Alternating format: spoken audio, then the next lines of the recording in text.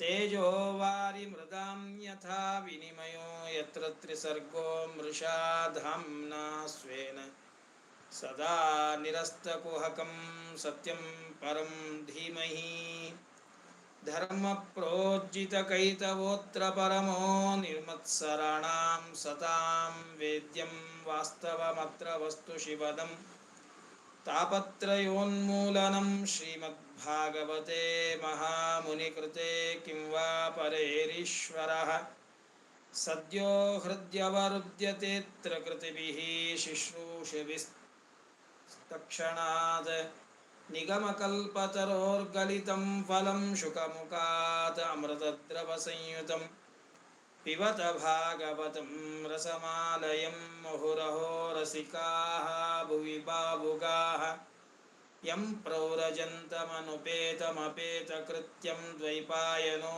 ವಿರಹ ಕಾತುರ ಆಜುಹಾವ ಪುತ್ರೇತಿ ತನ್ಮಯತಯಾ ತರವೋಪಿ ನೇದುಃ तं ಸರ್ವಭೂತಮಖಿಲಂ ಹೃದಿ ಮಾನತೋಸ್ಮಿ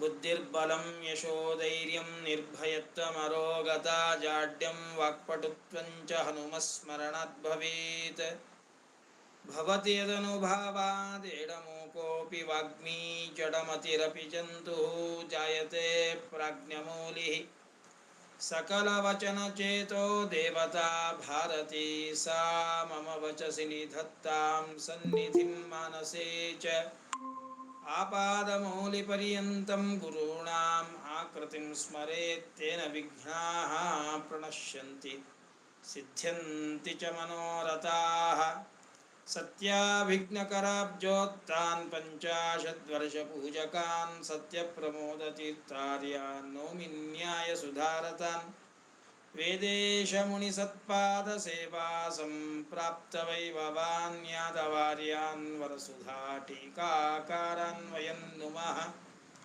पृथ्वीमण्डलमध्यस्थाः पूर्णबोधमतानुगाः वैष्णवाः विष्णुहृदयाः तान्नमस्ये गुरुन्मम बुधैरपि सुदुर्बोधे ग्रन्थे यन्मम साहसं तत्पारयन्तु निपुणाः गुरुपादरजकणाः लौकिक फललक्षणामृतदोहिनीं गुरुवनुग्रहरूपां तां कामधेनुमुपास्महे शुभान् ध्यायन्ति कामान् गुरुदेवप्रसादजान् इतरान् आत्मभावोत्तान् तेषां विद्या फलिष्यति समाश्रयेत् गुरुं भक्त्या महाविश्वासपूर्वकं निक्षिपेत् सर्वभारांश्च गुरोः श्रीपादपङ्कजे हरिः ओं हरिः ओं हरिः ओं स्वस्त्यस्तु सताम् अशेषसन्मङ्गलानि भवन्तु श्लोकैकश्रवणपठनमात्रेण भक्त्युच्चक्षोतॄणाम् निखिलकलिकृतकल्मषापनोदनपटुतरे पुरुषार्थाद्यखिलार्थसाधनीभूते श्रीमद्भागवते प्रथमस्कन्धे अद्य कथा प्रसक्तौ सति पूर्वकिञ्चित् प्रसक्तप्रमेयानुवादः हरिः ओं हरिः ओं हरिः ओं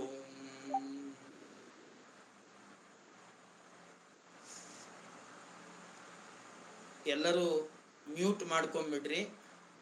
ಬೇರೆಯವರಿಗೆ ಕೇಳೋರಿಗೆ ತೊಂದರೆ ಆಗಬಾರ್ದು. ಹೀಗಾಗಿ ಎಲ್ಲರೂ ಕೂಡ ಮ್ಯೂಟ್ ಮಾಡಿಬಿಟ್ರು. ಶ್ರೀ ಗುರುಭ್ಯೋ ನಮಃ. ಹರಿ ಓಂ. ವೇದವ್ಯಾಸದೇವರಿಂದ ರಚಿತವಾದಂತಹ ಪುರಾಣಗಳಲ್ಲಿಯೇ ರಾಜ ಶ್ರೀಮದ್ಭಾಗವತ. ಶ್ರೀಮದ್ಭಾಗವತದ ಮಹಿಮೆಯನ್ನು ಹಿಂದಿನ ಪ್ರವಚನಗಳಲ್ಲಿ ತಿಳಿದಿದ್ದೇವೆ. ವೇದವ್ಯಾಸದೇವರು ಶ್ರೀಮದ್ಭಾಗವತವನ್ನು ರಚನೆ ಮಾಡುತ್ತಾ ಸಕಲ ಗುಣ ಪರಿಪೂರ್ಣನಾದಂತಹ ಸರ್ವದೋಷ ದೂರನಾದ ಅಚಿಂತ್ಯ ಅದ್ಭುತವಾದ ಶಕ್ತಿ ಉಳ್ಳಂತಹ ಜಗತ್ತಿನ ಸೃಷ್ಟಿಯಾದಿ ಎಲ್ಲ ವ್ಯಾಪಾರಗಳನ್ನು ಮಾಡುವಂತಹ ಆ ಪರಮ ಭಗವಂತನನ್ನು ಮೊದಲಿಗೆ ಸ್ತೋತ್ರವನ್ನು ಮಾಡ್ತಾ ಇದ್ದಾರೆ, ಮಂಗಲಾಚರಣೆಯನ್ನು ಮಾಡ್ತಾ ಇದ್ದಾರೆ. ಜನ್ಮಾದ್ಯಸ್ಯ ಯತೋನ್ಮಯಾತ್ ಇತರತಶ್ಚಾರ್ತೇಷ್ವವಿಘ್ನಸ್ವರಾಟ್ ತೇನೇ ಬ್ರಹ್ಮ ಹೃದಯ ಆದಿ ಕವಯೇ ಮುಹ್ಯಂತಿ ಯಂ ಸೂರಯಃ ತೇಜೋ ವಾರಿ ಮೃದಾಂ ಯಥಾ ವಿನಿಮಯೋ ಯತ್ರ ತ್ರಿಸರ್ಗೋ ಮೃಷಾ ಧಾಮ್ನಾ ಸ್ವೇನ ಸದಾ ನಿರಸ್ತಕುಹಕಂ ಸತ್ಯಂ ಪರಂ ಧೀಮಹಿ. ಸರ್ವೋತ್ತಮನಾದಂತಹ ಆ ಭಗವಂತನ ಧ್ಯಾನವನ್ನು ಮಾಡೋಣ. ಹೇಗೆ ಆ ಭಗವಂತನನ್ನು ಧ್ಯಾನ ಮಾಡಬೇಕು, ಎಂತಹ ಭಗವಂತನನ್ನು ಯಾವಾಗಲೂ ಕೂಡ ಚಿಂತನೆಯನ್ನು ಮಾಡಬೇಕು, ಎಂತಹ ಭಗವಂತನನ್ನು ಧ್ಯಾನ ಮಾಡಬೇಕು, ಏನೆಂದು ಧ್ಯಾನವನ್ನು ಮಾಡಬೇಕು. ಸತ್ಯಂ ಪರಂ ಧೀಮಹಿ. ಆ ಭಗವಂತನನ್ನ ಸತ್ಯ ಮತ್ತು ಪರ, ಸರ್ವೋತ್ತಮನಾಗಿದ್ದಾನೆ, ನಿರ್ದುಷ್ಟವಾದ ಜ್ಞಾನಾನಂದ ಸ್ವರೂಪಿಯಾಗಿ ಇದ್ದಾನೆ. ಹೀಗೆ ಆ ಭಗವಂತನನ್ನು ಧ್ಯಾನ ಮಾಡಬೇಕು. ಎಂಥವನು ಭಗವಂತ ಅಂತಂದರೆ ಅದಕ್ಕೆ ವೇದವ್ಯಾಸ ದೇವರು ತಿಳಿಸ್ತಾರೆ, ಜನ್ಮಾದ್ಯಸ್ಯ ಯತಃ ಯತಃ ಅಸ್ಯ ಜನ್ಮಾದಿ.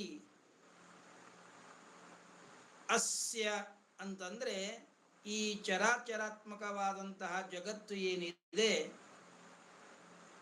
ಇಂತಹ ಜಗತ್ತಿಗೆ ಭಗವಂತ ಸೃಷ್ಟಿ ಸ್ಥಿತಿ ಸಂಹಾರ ನಿಯಮನ ಜ್ಞಾನ ಅಜ್ಞಾನ ಬಂಧ ಮೋಕ್ಷ ಈ 8 ಕೂಡ ಭಗವಂತ ಸಮಾಸೌ ವ್ಯಾಸಯೋಗತಃ. ಆಯಾ ಚೇತನರಾಗಿದ್ದರೆ ಅವರಿಗೆ ಅನುಗುಣವಾಗಿರತಕ್ಕಂಥ ಸೃಷ್ಟಿಯಾದಿಗಳನ್ನು ಅವರಿಗೆ ಕೊಡ್ತಾನೆ, ಅಚೇತನವಾಗಿದ್ದರೆ ಅವುಗಳಿಗೆ ಅನುಗುಣವಾಗಿರತಕ್ಕಂಥ ಸೃಷ್ಟಿಯನ್ನು ಕೊಡ್ತಾನೆ, ನಿತ್ಯವಾದ ಕಾಲಾಕಾಶಾದಿಗಳಿಗೆ ಸ್ಥಿತಿಯನ್ನು ಕೊಡ್ತಾನೆ. ಹೀಗೆ ಜಗತ್ತಿನಲ್ಲಿ ಇರುವ ಪ್ರತಿಯೊಂದು ಪದಾರ್ಥಗಳು, ಅದು ಚೇತನವಾಗಿರಬಹುದು ಅಚೇತನವಾಗಿರಬಹುದು, ಅಚೇತನದಲ್ಲಿಯೂ ನಿತ್ಯವಾಗಿರಬಹುದು ಅನಿತ್ಯವಾಗಿರಬಹುದು, ಸಮಸ್ತ ಜಗತ್ತಿಗೂ ಕೂಡ ಆಯಾ ವಸ್ತುಗಳಿಗೆ ಅನುಗುಣವಾಗಿ ಸೃಷ್ಟಿ ಸ್ಥಿತಿ ಸಂಹಾರ ನಿಯಮನ ಜ್ಞಾನ ಅಜ್ಞಾನ ಬಂಧ ಮೋಕ್ಷ ಇವುಗಳನ್ನೆಲ್ಲವನ್ನೂ ಕೊಡ್ತಾನೆ. ಸ್ಥಿತಿ ಸರ್ವಸ್ಯ. ಶ್ರೀಮದ್ ಆಚಾರ್ಯರು ಹೇಳ್ತಾರೆ, ನಿತ್ಯವಾದ ವಸ್ತುಗಳು ಅನಿತ್ಯವಾದ ವಸ್ತುಗಳು, ಚೇತನ ಅಚೇತನ ಈ ಎಲ್ಲ ವಸ್ತುಗಳಿಗೂ ಸಂಬಂಧಪಟ್ಟ ಹಾಗೆ ಸ್ಥಿತಿಯನ್ನು ಎಲ್ಲ ವಸ್ತುಗಳಿಗೆ ಕೊಡ್ತಾನೆ. ಅಂತಹ ಭಗವಂತ ಇವನು ಅನ್ವಯಾತ್ ಸಕಲ ಜಗಜ್ಜನ್ಮಾದಿಕರ್ತೃವಾಗಿರತಕ್ಕಂತಹ ಭಗವಂತನನ್ನೇ ಸಕಲ ಶ್ರುತಿ ಸ್ಮೃತಿಗಳು ತಿಳಿಸಿಕೊಡ್ತಾ ಇದೆ. ಆ ಪರಬ್ರಹ್ಮನನ್ನು ತಿಳಿಯೋದಕ್ಕೆ ಬೇರೆ ಯಾವ ಉಪಾಯವೂ ಇಲ್ಲ. ಶ್ರೀಮದ್ ಆಚಾರ್ಯರು ಹೇಳ್ತಾರೆ, ನೇಂದ್ರಿಯಾಣಿ ನಾನುಮಾನಾನಿ ವೇದಾಹ ಏವ ಏನಂ ವೇದಯಂತಿ ತಸ್ಮಾದ್ ಆಹು ವೇದಾಹ ಇತಿ. ವೇದಗಳನ್ನು ವೇದಗಳು ಅಂತ ಯಾಕೆ ಕರೆಯೋದು ಅಂತಂದರೆ, ಭಗವಂತನನ್ನು ಅದು ತಿಳಿಸಿಕೊಡುತ್ತದೆ. ನೇಂದ್ರಿಯಾಣಿ ಪ್ರಾಕೃತವಾದ ಇಂದ್ರಿಯಗಳಿಂದ, ಕಣ್ಣು ಮೂಗು ಕಿವಿ ಬಾಯಿ ಇವುಗಳಿಂದ ಭಗವಂತನನ್ನು ತಿಳಿಯೋದಕ್ಕೆ ಸಾಧ್ಯ ಇಲ್ಲ. ನಾನುಮಾನಾನಿ ಕೇವಲ ಅನುಮಾನದಿಂದ, ಆಗಮ ಸಹಾಯವಿಲ್ಲದ ಅನುಮಾನದಿಂದ ಭಗವಂತನನ್ನು ತಿಳಿಯೋದಕ್ಕೆ ಸಾಧ್ಯ ಇಲ್ಲ. ಅತೀಂದ್ರಿಯವಾದ ಧರ್ಮ ಸ್ವರ್ಗ ನರಕಾದಿಗಳನ್ನೇ ತಿಳಿಯೋದಕ್ಕೆ ಸಾಧ್ಯ ಇಲ್ಲ ಅಂದ ಮೇಲೆ ಭಗವಂತನನ್ನು ತಿಳಿಯೋದಕ್ಕೆ ಸರ್ವಥಾ ಸಾಧ್ಯ ಇಲ್ಲ ಅನುಮಾನದಿಂದ. ನೇಂದ್ರಿಯಾಣಿ ನಾನುಮಾನಾನಿ ವೇದಾಹ ಏವ ಏನಂ ವೇದಯಂತಿ. ವೇದಗಳು ಮಾತ್ರ ಭಗವಂತನನ್ನು ಸರಿಯಾಗಿ ತಿಳಿಸಿಕೊಡುತ್ತದೆ. ಹೀಗಾಗಿ ವೇದಗಳನ್ನು ವೇದ ಅಂತ ಕರೀತಾರೆ. ಇಂತಹ ವೇದಗಳಿಂದ, ಶ್ರುತಿ ಸ್ಮೃತಿಗಳಿಂದ ಭಗವಂತ ಸರ್ವಶಬ್ದ ವಾಚ್ಯನಾಗಿದ್ದಾನೆ. ಎಲ್ಲ ಶಬ್ದಗಳು ಭಗವಂತನನ್ನೇ ತಿಳಿಸಿಕೊಡೋದಕ್ಕಾಗಿ ಹೊರಟಿದೆ. ಯತೋ ವಾ ಇಮಾನಿ ಭೂತಾನಿ ಜಾಯಂತೆ ಏನ ಜಾತಾನಿ ಜೀವಂತಿ ಯತ್ ಪ್ರಯಂತಿ ಅಭಿಶಂ ವಿಶಂತೀತಿ. ಭಗವಂತನೇ ಜಗತ್ತನ್ನು ಸೃಷ್ಟಿ ಮಾಡತಕ್ಕಂಥವನು. ಆ ಭಗವಂತನಿಂದಲೇ ಜಗತ್ತಿನ ಸ್ಥಿತಿ. ಕೊನೆಯಲ್ಲಿ ಪ್ರಳಯ ಕಾಲದಲ್ಲಿ ಎಲ್ಲರೂ ಕೂಡ ಭಗವಂತನ ಉದರವನ್ನೇ ಪ್ರವೇಶ ಮಾಡ್ತಾರೆ. ಅಂತಹ ಭಗವಂತ ಯೋ ದೇವಾನಾಂ ನಾಮದ ಏಕ ಏವ, ಎಲ್ಲ ಹೆಸರುಗಳು ರಾಮ ಕೃಷ್ಣ ಪ್ರತಿಯೊಂದು ಹೆಸರುಗಳು ಕೂಡ ಆ ಎಲ್ಲ ನಾಮಗಳು ಭಗವಂತನ ಗುಣಪರಿಪೂರ್ಣತ್ವವನ್ನೇ ತಿಳಿಸಿಕೊಡೋದಕ್ಕೆ ಹೊರಟಿದೆ. ಇದನ್ನೇ ಕೃಷ್ಣ ಪರಮಾತ್ಮ ಭಗವದ್ಗೀತೆಯಲ್ಲಿ ಹೇಳ್ತಾನೆ. ಜಗತ್ತಿನ ಸೃಷ್ಟಿ ಸ್ಥಿತಿ ಸಂಹಾರ ನಿಯಮನಗಳನ್ನು ಮಾಡತಕ್ಕಂಥವನು ನಾನೇ ಅಂತ ಭಗವಂತ ತಿಳಿಸಿಕೊಡ್ತಾನೆ.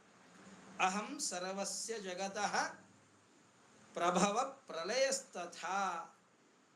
ನಾನೇ ಜಗತ್ತಿನ ಪ್ರಭವ, ಉತ್ಪತ್ತಿ ಕಾರಣ. ಪ್ರಲಯ, ಪ್ರಲಯಕ್ಕೆ ನಾನೇ ಕಾರಣ, ಜಗತ್ತಿನ ಸ್ಥಿತಿಗೆ ನಾನೇ ಕಾರಣ ಅಂಥೇಳಿ ಎಲ್ಲ ಶ್ರುತಿ ಸ್ಮೃತಿಗಳು ಭಗವಂತನ ಜಗಜ್ಜನ್ಮಾದಿ ಅಷ್ಟಕರ್ತೃತ್ವವನ್ನು ತಿಳಿಸಿ ಆ ಭಗವಂತನ ಸರ್ವೋತ್ತಮತ್ವವನ್ನು, ಸಕಲ ಶಬ್ದ ವಾಚ್ಯತ್ವವನ್ನು ತಿಳಿಸಿಕೊಡ್ತಾ ಇದೆ. ಅದಕ್ಕಾಗಿ ಅನ್ವಯಾತ್ ಇತರತಶ್ಚ.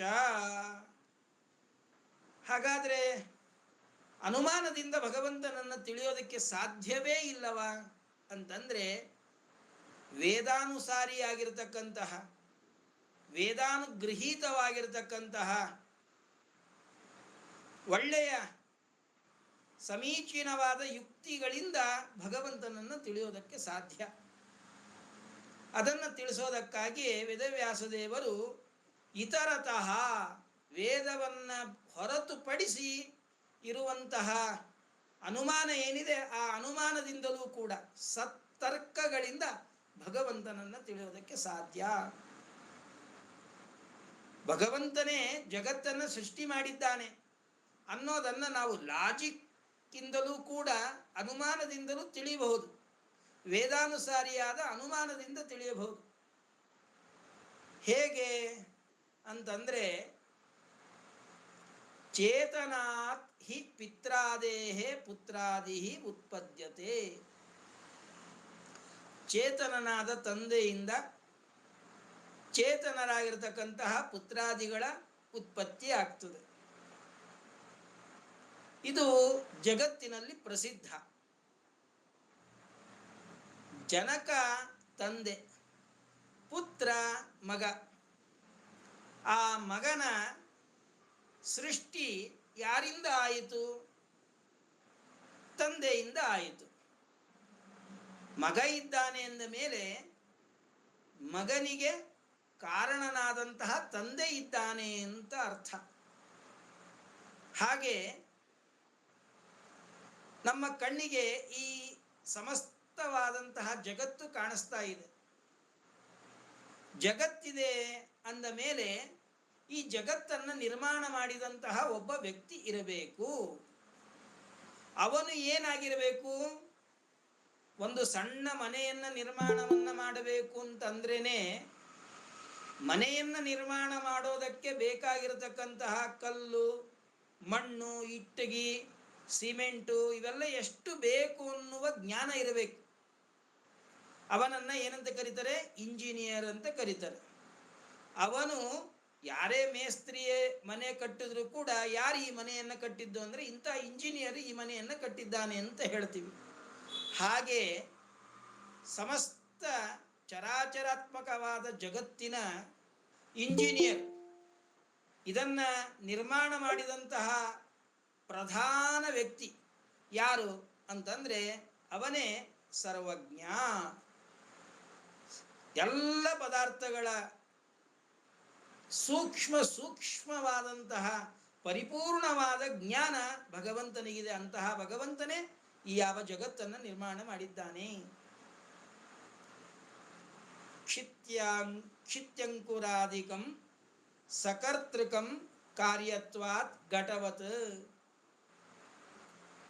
ಶಾಸ್ತ್ರದಲ್ಲಿ ಭಗವಂತ ಜಗಜ್ಜನ್ಮಾದಿ ಕರ್ತ ಅನ್ನೋದನ್ನ ಅನುಮಾನದಿಂದ ತಿಳಿದುಕೊಳ್ಳಬಹುದು ಅಂತಾರೆ. ಅದು ಹೇಗೆ ಅಂತಂದ್ರೆ, ದೇವರು ಜಗತ್ಕರ್ತೃವಾಗಿದ್ದಾನೆ.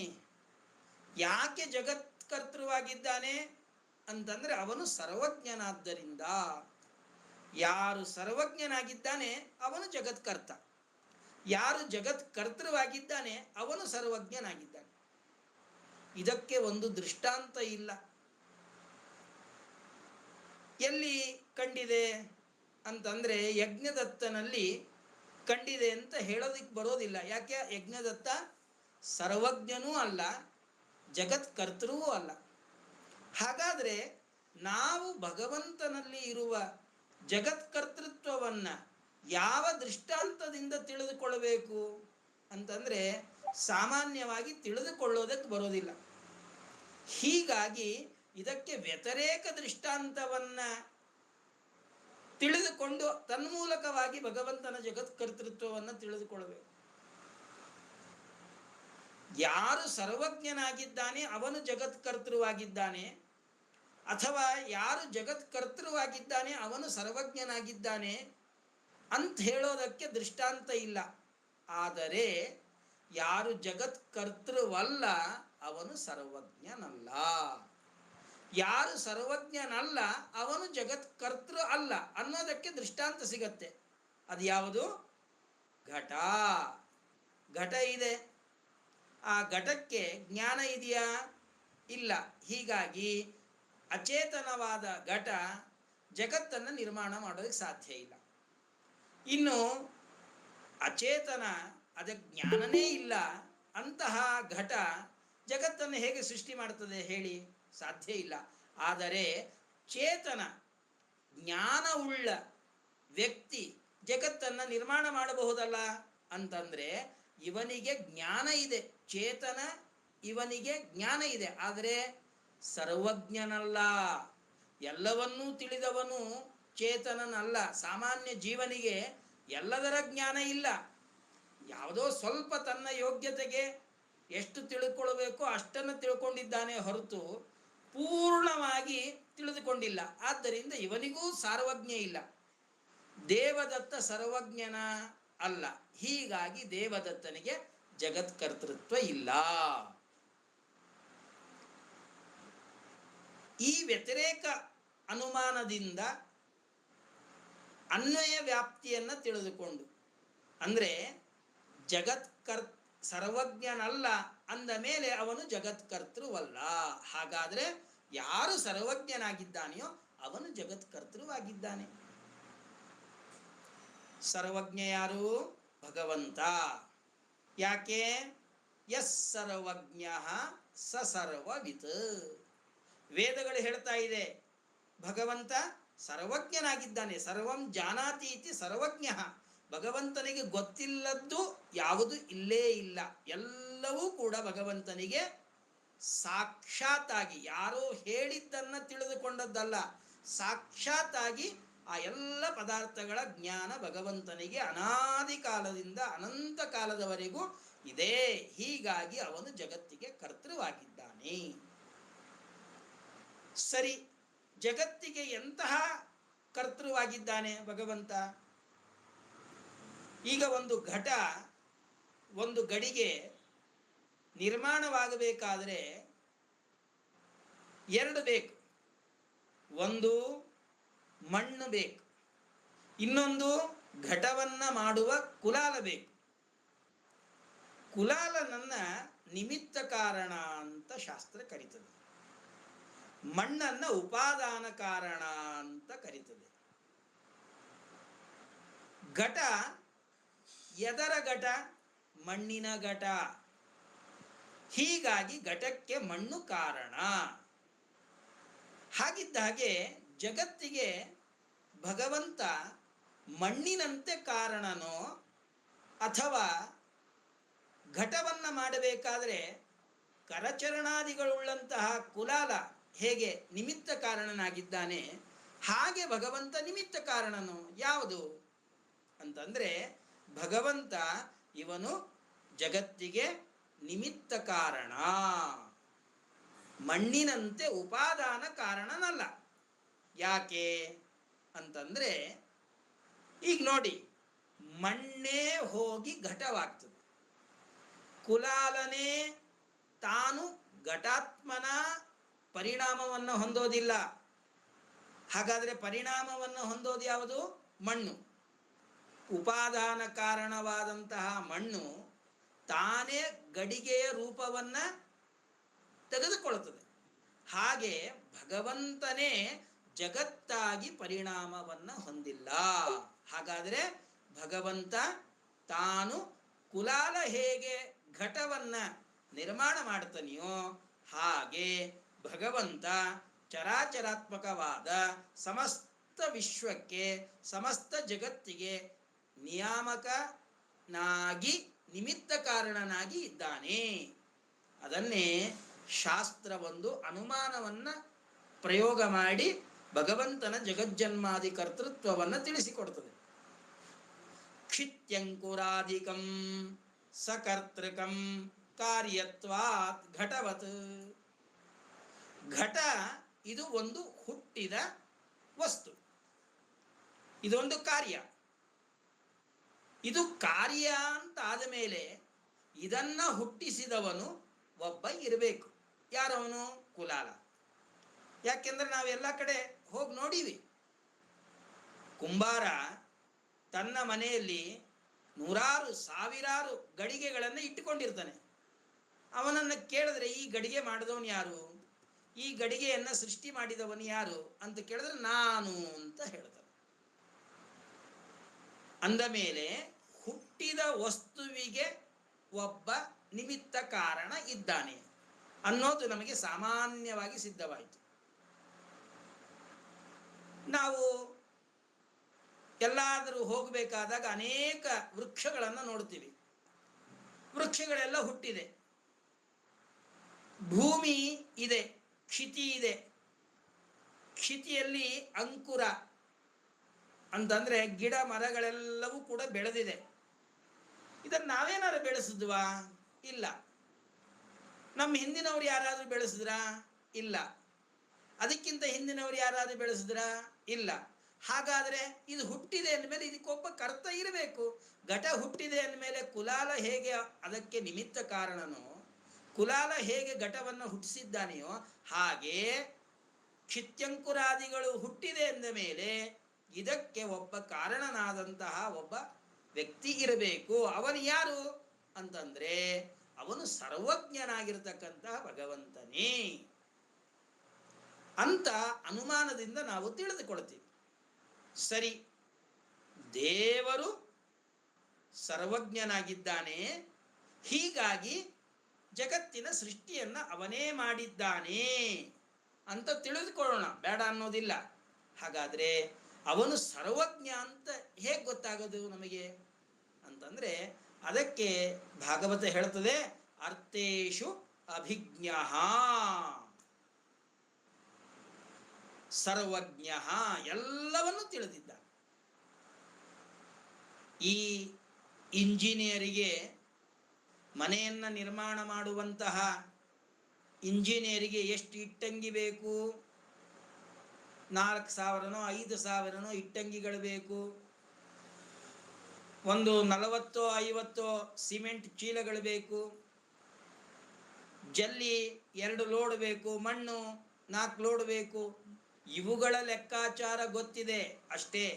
ಆದರೆ ಜಗತ್ತನ್ನೇ ನಿರ್ಮಾಣ ಮಾಡುವಂತಹ ಭಗವಂತನಿಗೆ ಆ ಒಂದೊಂದು ಪಾರ್ಥಿವ ಕಣಗಳಲ್ಲಿ ಇರುವ ತನ್ನ ಅನಂತ ಅನಂತ ಅನಂತ ರೂಪಗಳ ಜ್ಞಾನ ಆ ಭಗವಂತನಿಗಿದೆ. ನೀರು ಬೇಕು, ಜಲಜನಕ ಆಮ್ಲಜನಕ ಇವೆರಡನ್ನ ಮಿಕ್ಸ್ ಮಾಡಿದ್ರೆ ನೀರಾಗ್ತದೆ. ಆ ನೀರಿಲ್ಲದೆ ಮನೆ ಕಟ್ಟೋದಿಕ್ಕೆ ಸಾಧ್ಯ ಇಲ್ಲ. ಆದರೆ ನೀರಿನಲ್ಲಿ ಎಷ್ಟು ಜಲೀಯ ಪರಮಾಣುಗಳಿದೆ ಅನ್ನೋದರ ಜ್ಞಾನ ಸಾಮಾನ್ಯ ಇಂಜಿನಿಯರ್ಗೆ ಇರೋದಿಲ್ಲ. ಭಗವಂತನಿಗೆ ಆ ಎಲ್ಲ ಪದಾರ್ಥಗಳಲ್ಲಿ ಯಾವ ದೇವತೆಗಳಿದ್ದಾರೆ, ಆಯಾ ದೇವತೆಗಳಲ್ಲಿ ಭಗವಂತ ತಾನು ಯಾವ ಯಾವ ರೂಪಗಳಲ್ಲಿ ಇದ್ದಾನೆ, ಆ ರೂಪಗಳಲ್ಲಿ ತನ್ನ ಅನಂತ ಅನಂತ ಗುಣಗಳ ಜ್ಞಾನ ಆ ಭಗವಂತನಿಗಿದೆ. ಇಷ್ಟು ಅವನ ಸಾರ್ವಜ್ಞವಿದೆ. ಅರ್ಥೇಶ್ವಭಿಜ್ಞ ಎಲ್ಲ ಸರಿ, ಆದರೆ ತಾನು ಕೆಲಸ ಮಾಡಬೇಕಾದ್ರೆ ಸ್ವಾತಂತ್ರ್ಯ ಬೇಕಲ್ಲ. ಯಾರೋ ಮನೆಯನ್ನ ಕಟ್ಟೋದಕ್ಕೆ ಹೇಳಿದ್ದಾರೆ, ಅಥವಾ ಯಾರೋ ಬಂದು ಸಹಾಯವನ್ನ ಮಾಡ್ತಾರೆ, ಹೀಗಾಗಿ ತಾನು ಮನೆಯನ್ನ ಕಟ್ಟಿದ್ದಾನೆ. ಬೇರೆಯವರು ಮನೆ ಕಟ್ಟಿದ್ದಾರೆ, ತಾನು ಮನೆ ಕಟ್ಟಿದವನು ಅಂತ ಕರೆಸಿಕೊಳ್ತಾನೆ ಅಂತಂದ್ರೆ ಅಲ್ಲ. ಸ್ವರಾಟ್ ಭಾಗವತ ಹೇಳ್ತದೆ, ಯಾರೋ ಸಹಾಯವನ್ನ ತೆಗೆದುಕೊಂಡು ತಾನು ಜಗತ್ತನ್ನ ನಿರ್ಮಾಣ ಮಾಡಿದ್ದಲ್ಲ. ಸ್ವಯಂ ರಾಜತೆ ಇತಿ ಸ್ವರಾಟ್, ತಾನು ಪರಮ ಸ್ವತಂತ್ರವಾಗಿ ತನ್ನ ಇಚ್ಛೆಯಿಂದಲೇ ಈ ಯಾವ ಜಗತ್ತನ್ನ ನಿರ್ಮಾಣ ಮಾಡಿದ್ದಾನೆ. ಇಲ್ಲಿ ಸಾಂಖ್ಯ ಮತವನ್ನ ನಿರಾಕರಣೆ ಮಾಡ್ತಾರೆ. ಸಾಂಖ್ಯರಲ್ಲಿ ಎರಡು ರೀತಿಯಾಗಿರ್ತಕ್ಕಂಥ ಸಾಂಖ್ಯರಿದ್ದಾರೆ. ನಿರೀಶ್ವರವಾದಿಗಳು, ಸೇಶ್ವರವಾದಿಗಳು ಅಂತ ಹೇಳಿ. ನಿರೀಶ್ವರ ಸಾಂಖ್ಯರು, ಸೇಶ್ವರ ಸಾಂಖ್ಯರು. ನಿರೀಶ್ವರ ಸಾಂಖ್ಯರು ಅಂತಂದ್ರೆ ಭಗವಂತನೇ ಇಲ್ಲ, ಈ ಸಮಸ್ತವಾದ ಜಗತ್ತನ್ನ ಪ್ರಕೃತಿಯೇ ನಿರ್ಮಾಣ ಮಾಡ್ತದೆ ಅಂತ ಹೇಳ್ತಕ್ಕಂಥವ್ರು ನಿರೀಶ್ವರ ಸಾಂಖ್ಯರು.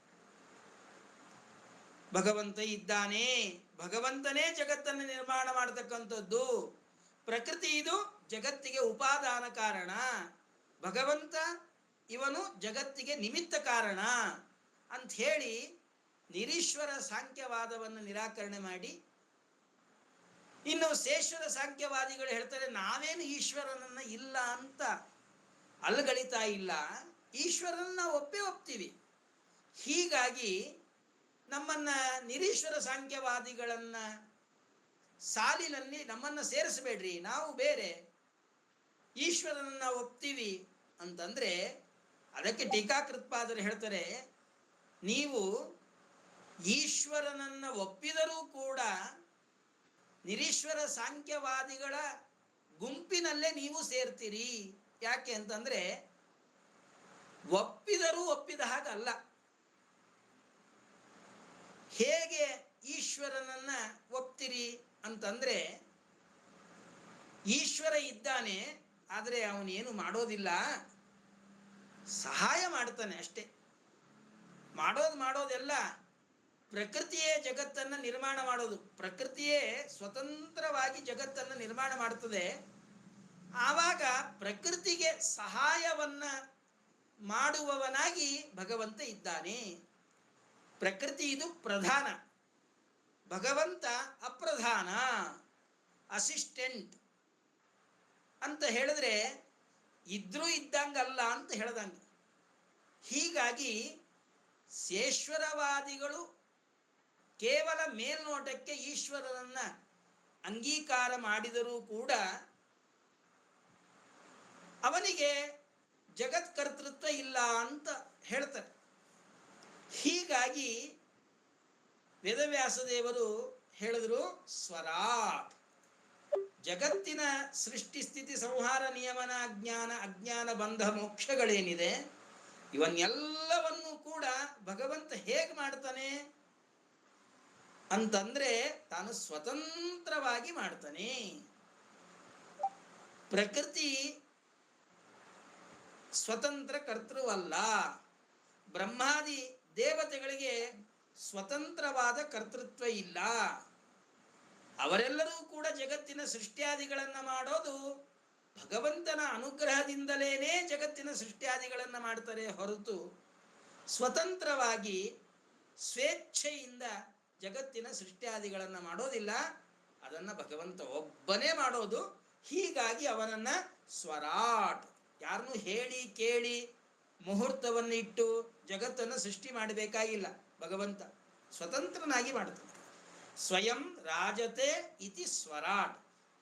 ತಾನೇ ರಾಜತೆ, ರಾಜರ್ದೀಪ್ತವು, ಪ್ರಕಾಶಮಾನನಾಗಿದ್ದಾನೆ. ಪ್ರಕಾಶ, ಸ್ವಪ್ರಕಾಶ ಅನ್ನೋ ಶಬ್ದಕ್ಕೆ ಅರ್ಥನೇ ಅದು. ಸ್ವತಂತ್ರ ಅಂತ ಅರ್ಥ. ಸ್ವವ್ಯವಹಾರೇ ಸ್ವಾತಿರಿಕ್ತ ಸಂವಿಧ ಅನಪೇಕ್ಷತ್ವಂ ಸ್ವಪ್ರಕಾಶತ್ವಂ. ಅಂದರೆ ತಾನು ಮಾಡುವಂತಹ ಕೆಲಸದಲ್ಲಿ ಬೇರೆಯವರ ಸಹಾಯವನ್ನು ತೆಗೆದುಕೊಳ್ಳದಲೇ ಇರೋದೇನಿದೆಯಲ್ಲ, ಇದೇ ಸ್ವಪ್ರಕಾಶ ಅನ್ನೋ ಶಬ್ದದ ಅರ್ಥ. ಸ್ವರಾಟ್ ಅನ್ನೋ ಶಬ್ದದ ಅರ್ಥ ಏನು? ಸ್ವಯಂ ರಾಜತೆ, ಸ್ವಪ್ರಕಾಶನಾಗಿದ್ದಾನೆ. ಸ್ವಪ್ರಕಾಶನಾಗಿದ್ದಾನೆ ಅಂತ ಅಂದರೆ ಅರ್ಥ ತಾನು ಮಾಡುವಂತಹ ಜಗತ್ ಸೃಷ್ಟ್ಯಾದಿ ಎಲ್ಲ ವ್ಯಾಪಾರಗಳಲ್ಲಿ ಸ್ವತಂತ್ರನಾಗಿ ಮಾಡ್ತಾನೆ. ಅವನಿಗೆ ಯಾರು ಕೂಡ ಹೇಳೋದು ಬೇಕಾಗಿಲ್ಲ.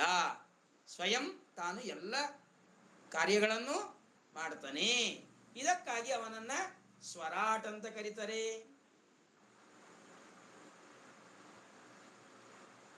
ಇಂತಹ ಭಗವಂತ ತೇನೇ ಬ್ರಹ್ಮ ಹೃದಯ ಆದಿ ಕವಯೇ. ಏನ್ ಮಾಡದ ಭಗವಂತ? ತನ್ನ ನಾಭಿ ಕಮಲದಿಂದ ಚತುರ್ಮುಖ ಬ್ರಹ್ಮದೇವರನ್ನು ಸೃಷ್ಟಿ ಮಾಡಿದ.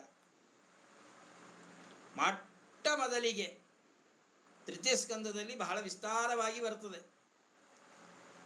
ಭಗವಂತ 14 ಲೋಕಾತ್ಮಕವಾದ ಬಂಗಾರಮಯವಾದ ಬಂಗಾರ ವರ್ಣದ ಲೋಕಗಳಿಂದ ಲೋಕಾತ್ಮಕವಾಗಿರ್ತಕ್ಕಂತಹ ಕಮಲ ತನ್ನ ನಾಭಿಯಿಂದ ಉತ್ಪನ್ನವಾಯಿತು. ಆ ನಾಭಿ ಕಮಲದಲ್ಲಿ ಚತುರ್ಮುಖ ಬ್ರಹ್ಮದೇವರನ್ನು ಪಡೆದ. ಬಹಳ ಪ್ರೀತಿಯ ಮಗ ಬ್ರಹ್ಮದೇವರು. ಭಗವಂತನಿಗೆ ಅತ್ಯಂತ ಪ್ರಿಯರಾದ ಪುತ್ರರು. ತಂದೆ ತನ್ನ ಮಗನಿಗೆ ಪ್ರೀತಿಯಿಂದ ಹತ್ತಿರದಲ್ಲಿ ಕೂಡಿಸಿಕೊಂಡು ತೊಡೆ ಮೇಲೆ ಕೂಡಿಸಿಕೊಂಡು ಹೇಗೆ ಒಳ್ಳೆಯ ಮಾತುಗಳನ್ನು ಉಪದೇಶಗಳನ್ನು ಮಾಡಬೇಕೋ ಹಾಗೆ ತನ್ನ ಹೆಂಡತಿಯಲ್ಲಿ ಹುಟ್ಟಿದ ಮಕ್ಕಳನ್ನೇ ಮನುಷ್ಯರು ಬಹಳ ಪ್ರೀತಿ ಮಾಡ್ತಾರೆ. ತಾವೇನು ಹಡೆದಿರ್ತಾರ? ಏನು ಹಡೆದಿರೋದಿಲ್ಲ. 9 ತಿಂಗಳು ಹೊಟ್ಟೆ ಒಳಗೆ ಇಟ್ಕೊಂಡು ಮಕ್ಕಳನ್ನ ಗಂಡಸರೇನು ಪಡೆಯೋದಿಲ್ಲ, ಹೆಣ್ಮಕ್ಳು ಪಡೆದಿರ್ತಾರೆ. ಆದರೆ ಅದಕ್ಕೆ ತಾನು ಕಾರಣ ಅನ್ನೋದಕ್ಕಾಗಿ ಆ ಮಗುವಿನ ಮೇಲೆ ತಂದೆ ಬಹಳ ಪ್ರೀತಿಯನ್ನು ಮಾಡ್ತಾ ಇರ್ತಾನೆ. ತಾನು ಹಡಿದೇ ಇರತಕ್ಕಂಥ ಮಗುವಿನ ಮೇಲೆ ಇಷ್ಟು ಪ್ರೀತಿ ಮಾಡೋದಾದರೆ ಸ್ವಯಂ ಭಗವಂತ ಲಕ್ಷ್ಮೀದೇವಿಯಲ್ಲಿ ಪಡೆದದ್ದಲ್ಲ, ಸ್ವಯಂ ತಾನೇ ಚತುರ್ಮುಖ ಬ್ರಹ್ಮದೇವರನ್ನ ತನ್ನ ನಾಭಿ ಕಮಲದಿಂದ ಹುಟ್ಟಿಸಿದ್ದಾನೆ.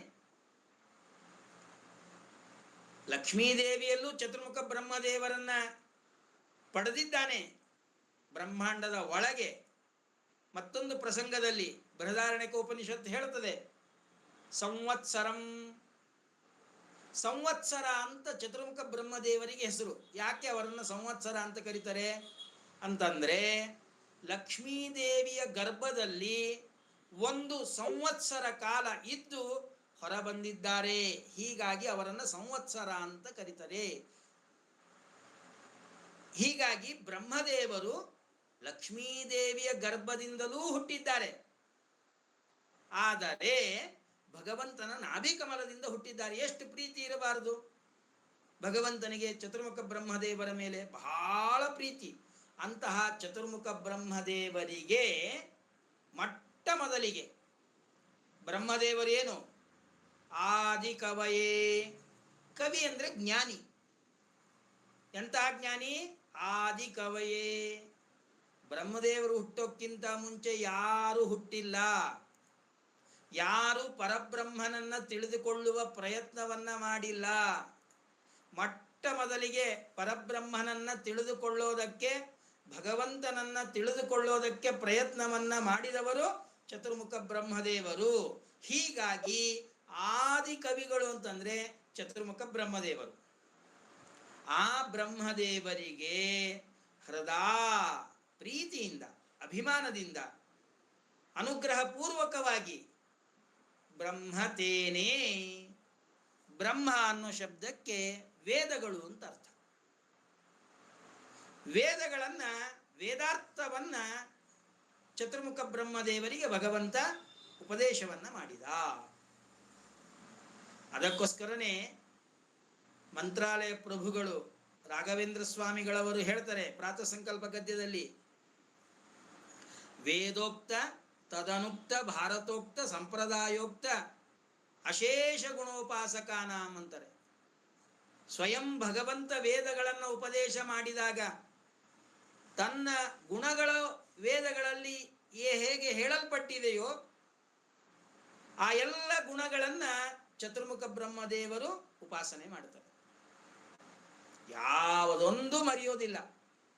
ಭಗವಂತ ತಾನು ವೇದಗಳ ಮೂಲಕವಾಗಿ ಯಾವುದೆಲ್ಲ ಗುಣಗಳನ್ನ ತಿಳಿಸಿದ್ದಾರೆ ಅದನ್ನೆಲ್ಲ ಗುಣಗಳನ್ನು ಉಪಾಸನೆ ಮಾಡ್ತಾರೆ. ವೇದೋಕ್ತ, ಭಾರತೋಕ್ತ, ಮಹಾಭಾರತದಲ್ಲಿ ಹೇಳಲ್ಪಟ್ಟ ಭಗವಂತನ ಗುಣಗಳನ್ನು ಉಪಾಸನೆ ಮಾಡ್ತಾರೆ. ವೇದೋಕ್ತ, ಭಾರತೋಕ್ತ, ತದನುಕ್ತ, ವೇದಗಳಲ್ಲೂ ಹೇಳಿಲ್ಲ, ಭಾರತ ಭಾಗವತಾದಿಗಳಲ್ಲೂ ಹೇಳಿಲ್ಲ. ಅಂತಹ ಗುಣಗಳು ಭಗವಂತನಲ್ಲಿ ಇದೆ. ಅನಂತ ಅನಂತ ಗುಣಗಳ ಮಧ್ಯದಲ್ಲಿ ವೇದಗಳಲ್ಲಿ ಹೇಳದೇ ಇರುವಂತಹ ಮಹಾಭಾರತ, ರಾಮಾಯಣ, ಭಾಗವತ, ಪಂಚರಾತ್ರಾದಿ ಆಗಮಗಳಲ್ಲಿ, ಸ್ಮೃತಿಗಳಲ್ಲಿ, ಶ್ರುತಿಗಳಲ್ಲಿ ಹೇಳದೇ ಇರತಕ್ಕಂಥ ಗುಣಗಳೇನಿದೆ ಅದು ಕೇವಲ ಭಗವಂತನಿಗೆ ಮಾತ್ರ ಗೊತ್ತಿರತಕ್ಕಂಥ ಗುಣಗಳು. ಅವುಗಳನ್ನ ಬ್ರಹ್ಮದೇವರ ಕಿವಿಯಲ್ಲಿ ಬಹಳ ರಹಸ್ಯವಾಗಿ ಉಪದೇಶವನ್ನ ಮಾಡಿದ್ದಾನೆ.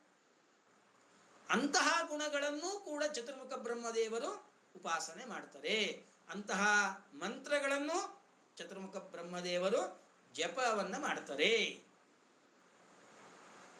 ತೇನೇ ಬ್ರಹ್ಮ ಹೃದಯ ಆದಿ ಕವಯೇ. ಹಯಗ್ರೀವ ರೂಪಿಯಾಗಿ ಭಗವಂತ ಚತುರ್ಮುಖ ಬ್ರಹ್ಮದೇವರಿಗೆ ಬೃಹದಾರಣ್ಯಕೋಪನಿಷತ್ತನ್ನ ಉಪದೇಶವನ್ನ ಮಾಡಿದ್ದಾನೆ. ಬೇರೆ ಬೇರೆ ಉಪನಿಷತ್ತುಗಳನ್ನ ಉಪದೇಶವನ್ನ ಮಾಡಿದ್ದಾನೆ. ಮೂಲ ಹಯಗ್ರೀವ ರೂಪದಿಂದ 24,000 ಶ್ಲೋಕಾತ್ಮಕವಾಗಿರತಕ್ಕಂತಹ ಮೂಲ ರಾಮಾಯಣವನ್ನ ಉಪದೇಶವನ್ನ ಮಾಡಿದ್ದಾನೆ.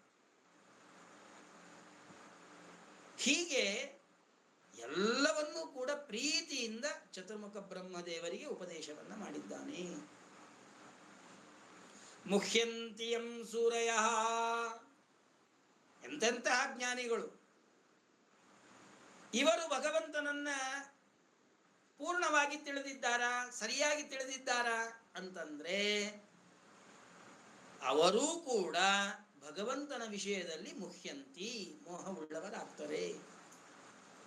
ಭಗವಂತ ಯಾರಿಗೂ ಕೂಡ ಸರಿಯಾಗಿ ತಿಳಿಯೋದಿಲ್ಲ, ಪೂರ್ಣವಾಗಿ ತಿಳಿಯೋದಿಲ್ಲ.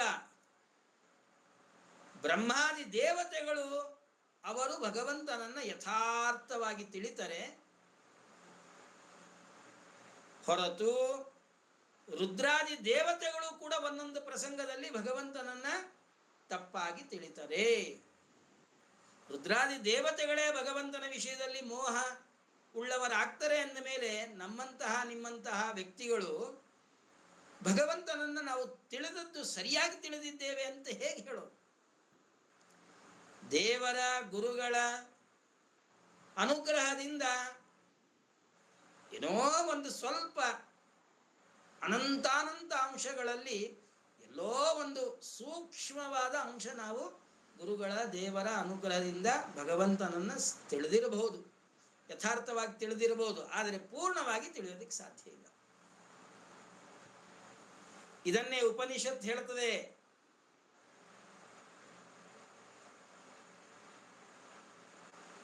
ದೇವರನ್ನ ಪೂರ್ಣವಾಗಿ ತಿಳಿಯೋದಕ್ಕೆ ಬರೋದಿಲ್ಲ. ಸಾಕಲ್ಯೇನ ಭಗವಂತನ ಜ್ಞಾನ ಮಾಡಿಕೊಳ್ಳೋದಕ್ಕೆ ಸಾಧ್ಯ ಇಲ್ಲ. ಮನಸೋ ಜವೀಯ ಅನೇಜದೇಕಂ ಮನಸೋ ಜವೀಯ ನೈನದ್ದೇವಾ ಆಪ್ನುವನ್ ಪೂರ್ವಮರ್ಷತ್ ಏನತ್ ದೇವಾ ನ ಆಪ್ನುವನ್. ದೇವತೆಗಳೆಲ್ಲರೂ ಕೂಡ ಭಗವಂತನನ್ನ ಮುಟ್ಟಬೇಕು ಅಂತ ಪ್ರಯತ್ನವನ್ನ ಮಾಡಿದ್ರಂತೆ. ಓಡಿದ್ರು ಓಡಿದ್ರು ಓಡಿದ್ರು ಓಡಿದ್ರು ಓಡಿದ್ರು. ಇವರು ಎಷ್ಟು ದೂರ ಓಡಿ ಹೋಗ್ತಾರೆಯೋ ಅಷ್ಟೂ ಭಗವಂತ ಅವರಿಗೆ ದೂರನೇ ಆಗ್ತಾ ಹೋದ. ದೂರತರಮ್ಯತ್ತು ತದೈವಾಂತಿಕಮಂತಿಕ. ಭಗವಂತ ದೂರದಲ್ಲೂ ಇದ್ದಾನೆ, ಹತ್ತಿರದಲ್ಲೂ ಇದ್ದಾನೆ. ಆ ಭಗವಂತನನ್ನ ಪೂರ್ಣವಾಗಿ ತಿಳಿಬೇಕು ಅಂತ ಪ್ರಯತ್ನವನ್ನ ಮಾಡಿ ಹೊರಟರೂ ಸಹಿತ ಆ ಭಗವಂತನನ್ನ ಪೂರ್ಣವಾಗಿ ತಿಳಿಯೋದಕ್ಕೆ ಸಾಧ್ಯವಾಗಲಿಲ್ಲ. ದೇವಾಹ ಏನತ್ ನ ಆಪ್ನುವನ್. ದೇವತೆಗಳು ಈ ಭಗವಂತನನ್ನ ಮುಟ್ಟೋದಕ್ಕಾಗಲಿಲ್ಲ. ಅಷ್ಟೇ ಅಲ್ಲನ್ರಿ, ದೇವರನ್ನ ದೇವತೆಗಳು ತಿಳಿಯೋಕೆ ಸಾಧ್ಯ ಆಗಲಿಲ್ಲ, ದೇವತೆಗಳನ್ನ ದೇವರು ತಿಳಿಯೋದಕ್ಕೆ ಸಾಧ್ಯ ಆಗಲಿಲ್ಲ. ನಮಗೆ ಹೇಗೆ ದೇವರ ಜ್ಞಾನ ಇಲ್ಲ, ಹಾಗೆ ದೇವರಿಗೂ ನಮ್ಮ ಜ್ಞಾನ ಇಲ್ಲ ಅಂತ ಹೇಳೋಣವಾ ಅಂತಂದ್ರೆ ಹಾಗೆ ಹೇಳೋದು ಬರೋದಿಲ್ಲ. ನಮಗೆ ದೇವರ ಜ್ಞಾನ ಇಲ್ಲ ಹೊರತು ದೇವರಿಗೆ ನಮ್ಮೆಲ್ಲರ ಜ್ಞಾನವು ಯಥಾರ್ಥವಾಗಿ ಪರಿಪೂರ್ಣವಾಗಿ ಇದೆ. ಉದಾಹರಣೆಗೆ ಹೇಳಬೇಕಾದ್ರೆ,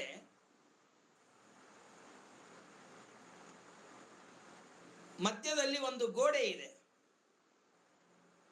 ಗೋಡೆಯ ಈಚೆ ಇರುವವರಿಗೆ ಗೋಡೆಯ ಆಚೆ ಇರುವವರ ಜ್ಞಾನ ಆಗೋದಿಲ್ಲ. ಗೋಡೆಯ ಆಚೆ ಇರುವವರಿಗೆ ಗೋಡೆಯ ಈಚೆ ಇರುವವರ ಜ್ಞಾನ ಆಗೋದಿಲ್ಲ. ಹೇಗೋ ಹಾಗೆ ದೇವರಿಗೂ ನಮಗೂ ಮಧ್ಯದಲ್ಲಿ ಸಪ್ತ ಆವರಣಗಳಿದೆ.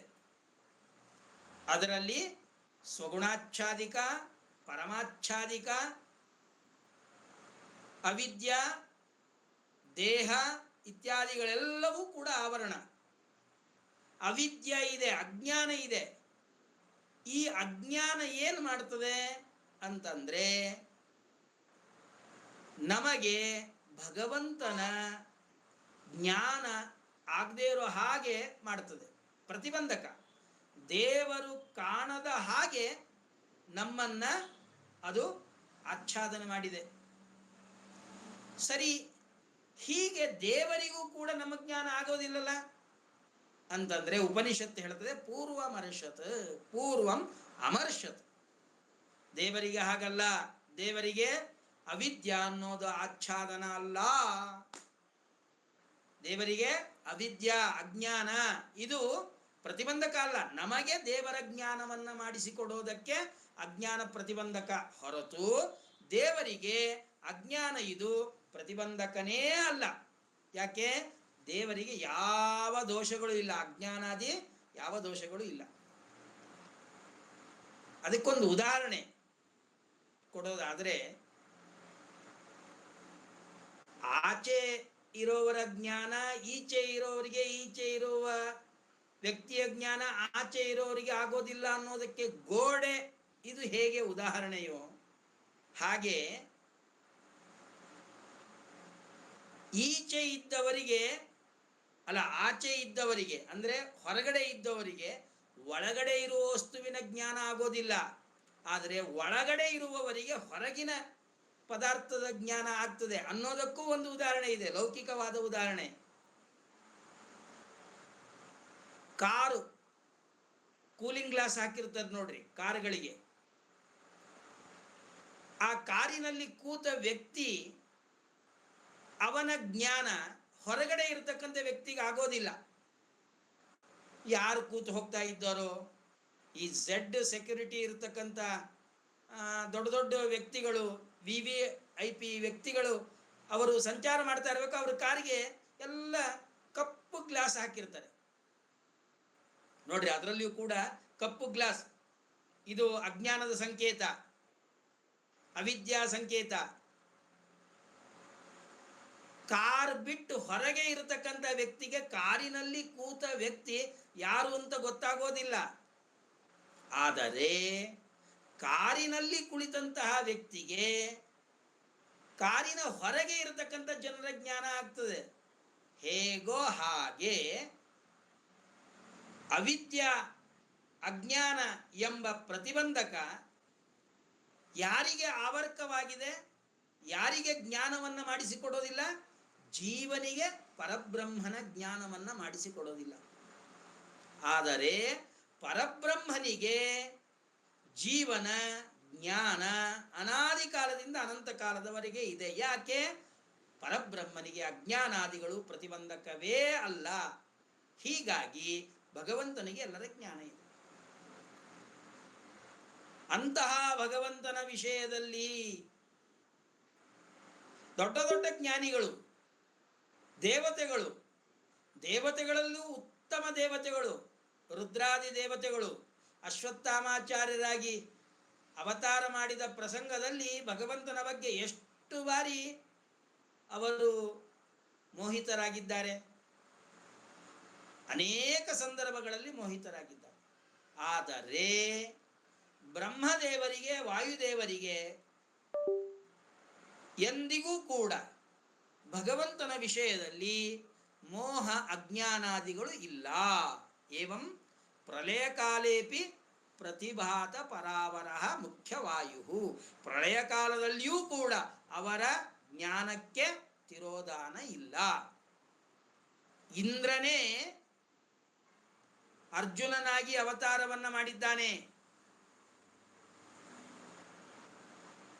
ಅವತಾರ ಮಾಡಿದಾಗ ಯುದ್ಧದಲ್ಲಿ ಕೃಷ್ಣ, ನಾನು ಯುದ್ಧವನ್ನ ಮಾಡೋದಿಲ್ಲ, ಶಸ್ತ್ರಾಸ್ತ್ರಗಳನ್ನು ತ್ಯಾಗ ಮಾಡಿ ಸನ್ಯಾಸವನ್ನು ಸ್ವೀಕಾರ ಮಾಡ್ತೀನಿ, ಬುದ್ಧಿಂ ಮೋಹಯಸೀವಮೇ ಅಂತ ಅವನೇ ಪ್ರಾರ್ಥನೆ, ನನ್ನ ಬುದ್ಧಿ ಮೋಹಿತವಾಗಿದೆ, ಹೀಗಾಗಿ ನನಗೆ ಜ್ಞಾನವನ್ನು ಉಪದೇಶ ಮಾಡು ಅಂತ ಅರ್ಜುನ ಪ್ರಾರ್ಥನೆಯನ್ನು ಮಾಡಿದ್ದಾನೆ. ಭಗವಂತನ ವಿಷಯದಲ್ಲಿ ಮೋಹಾದಿಗಳು ದೇವತೆಗಳಿಗೂ ಇದೆ.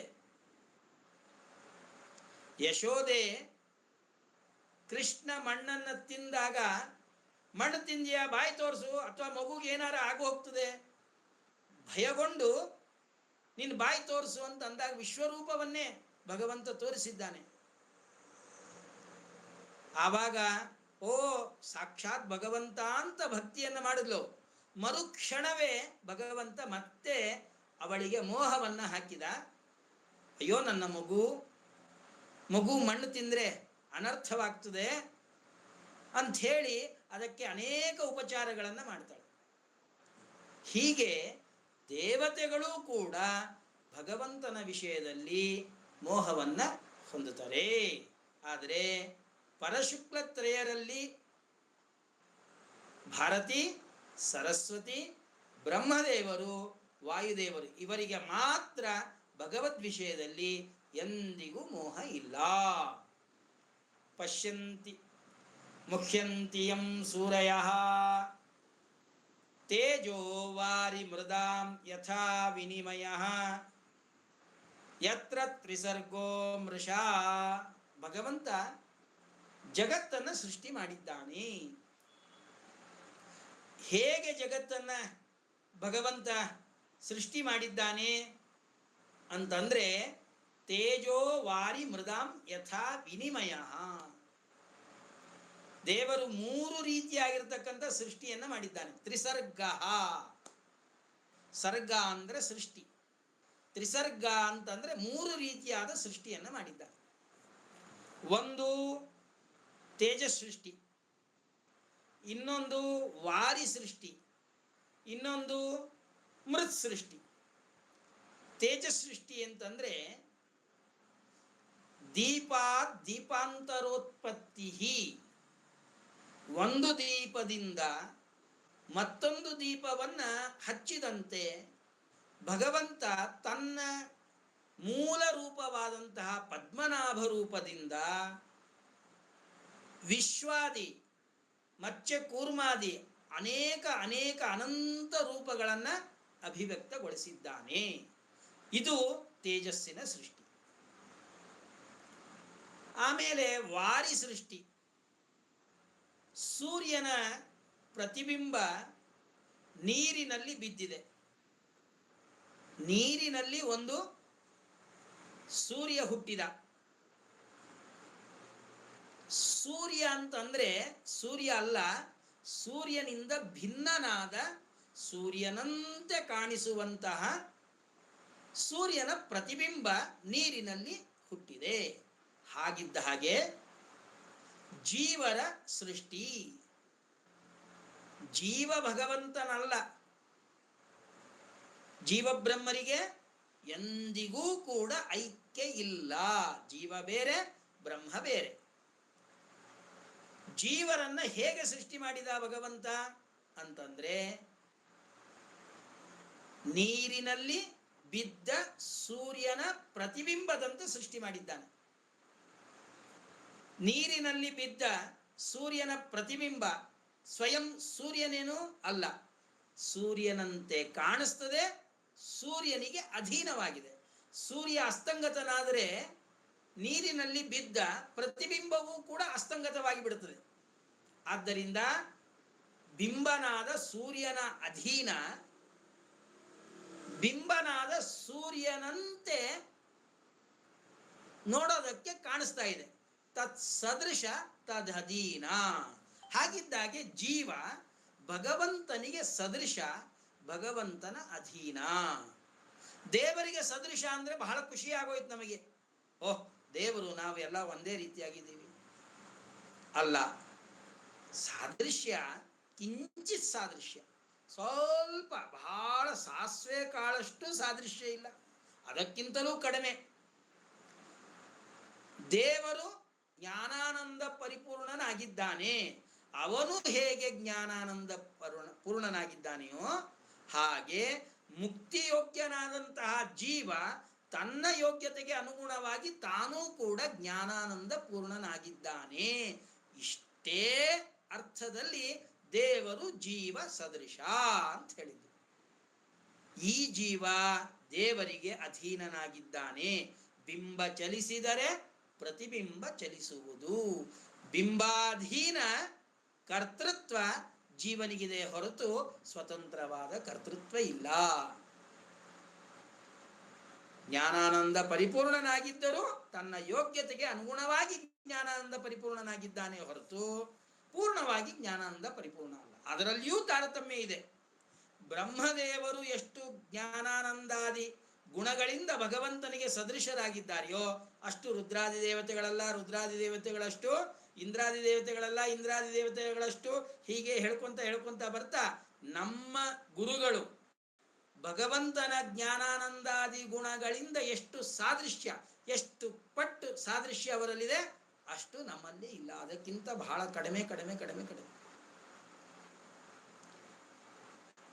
ಅದಕ್ಕೋಸ್ಕರ ಒಂದು ದೃಷ್ಟಾಂತವನ್ನು ತಿಳಿದುಕೊಳ್ಳಬೇಕಾದ್ರೆ,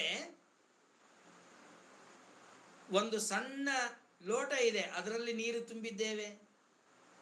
ಒಂದು ತಂಬಿಗೆ ಇದೆ, ಅದರಲ್ಲೂ ನೀರು ತುಂಬಿದ್ದೇವೆ. ಒಂದು ಕೊಡ ಇದೆ, ಅದರಲ್ಲೂ ನೀರು ತುಂಬಿದ್ದೇವೆ. ಒಂದು ಹಂಡೆ ಇದೆ, ಅದರಲ್ಲೂ ನೀರು ತುಂಬಿದೆ. ಹಳ್ಳ ಕೊಳ್ಳ, ಅದರಂತೆ ಬಾವಿ, ಸರೋವರ, ನದಿಗಳು, ಸಮುದ್ರವನ್ನ ಸೇರುವ ದೊಡ್ಡ ದೊಡ್ಡ ಗಂಗಾದಿ ನದಿಗಳು, ಸಮುದ್ರ ಎಲ್ಲವೂ ನೀರು ತುಂಬಿದೆ.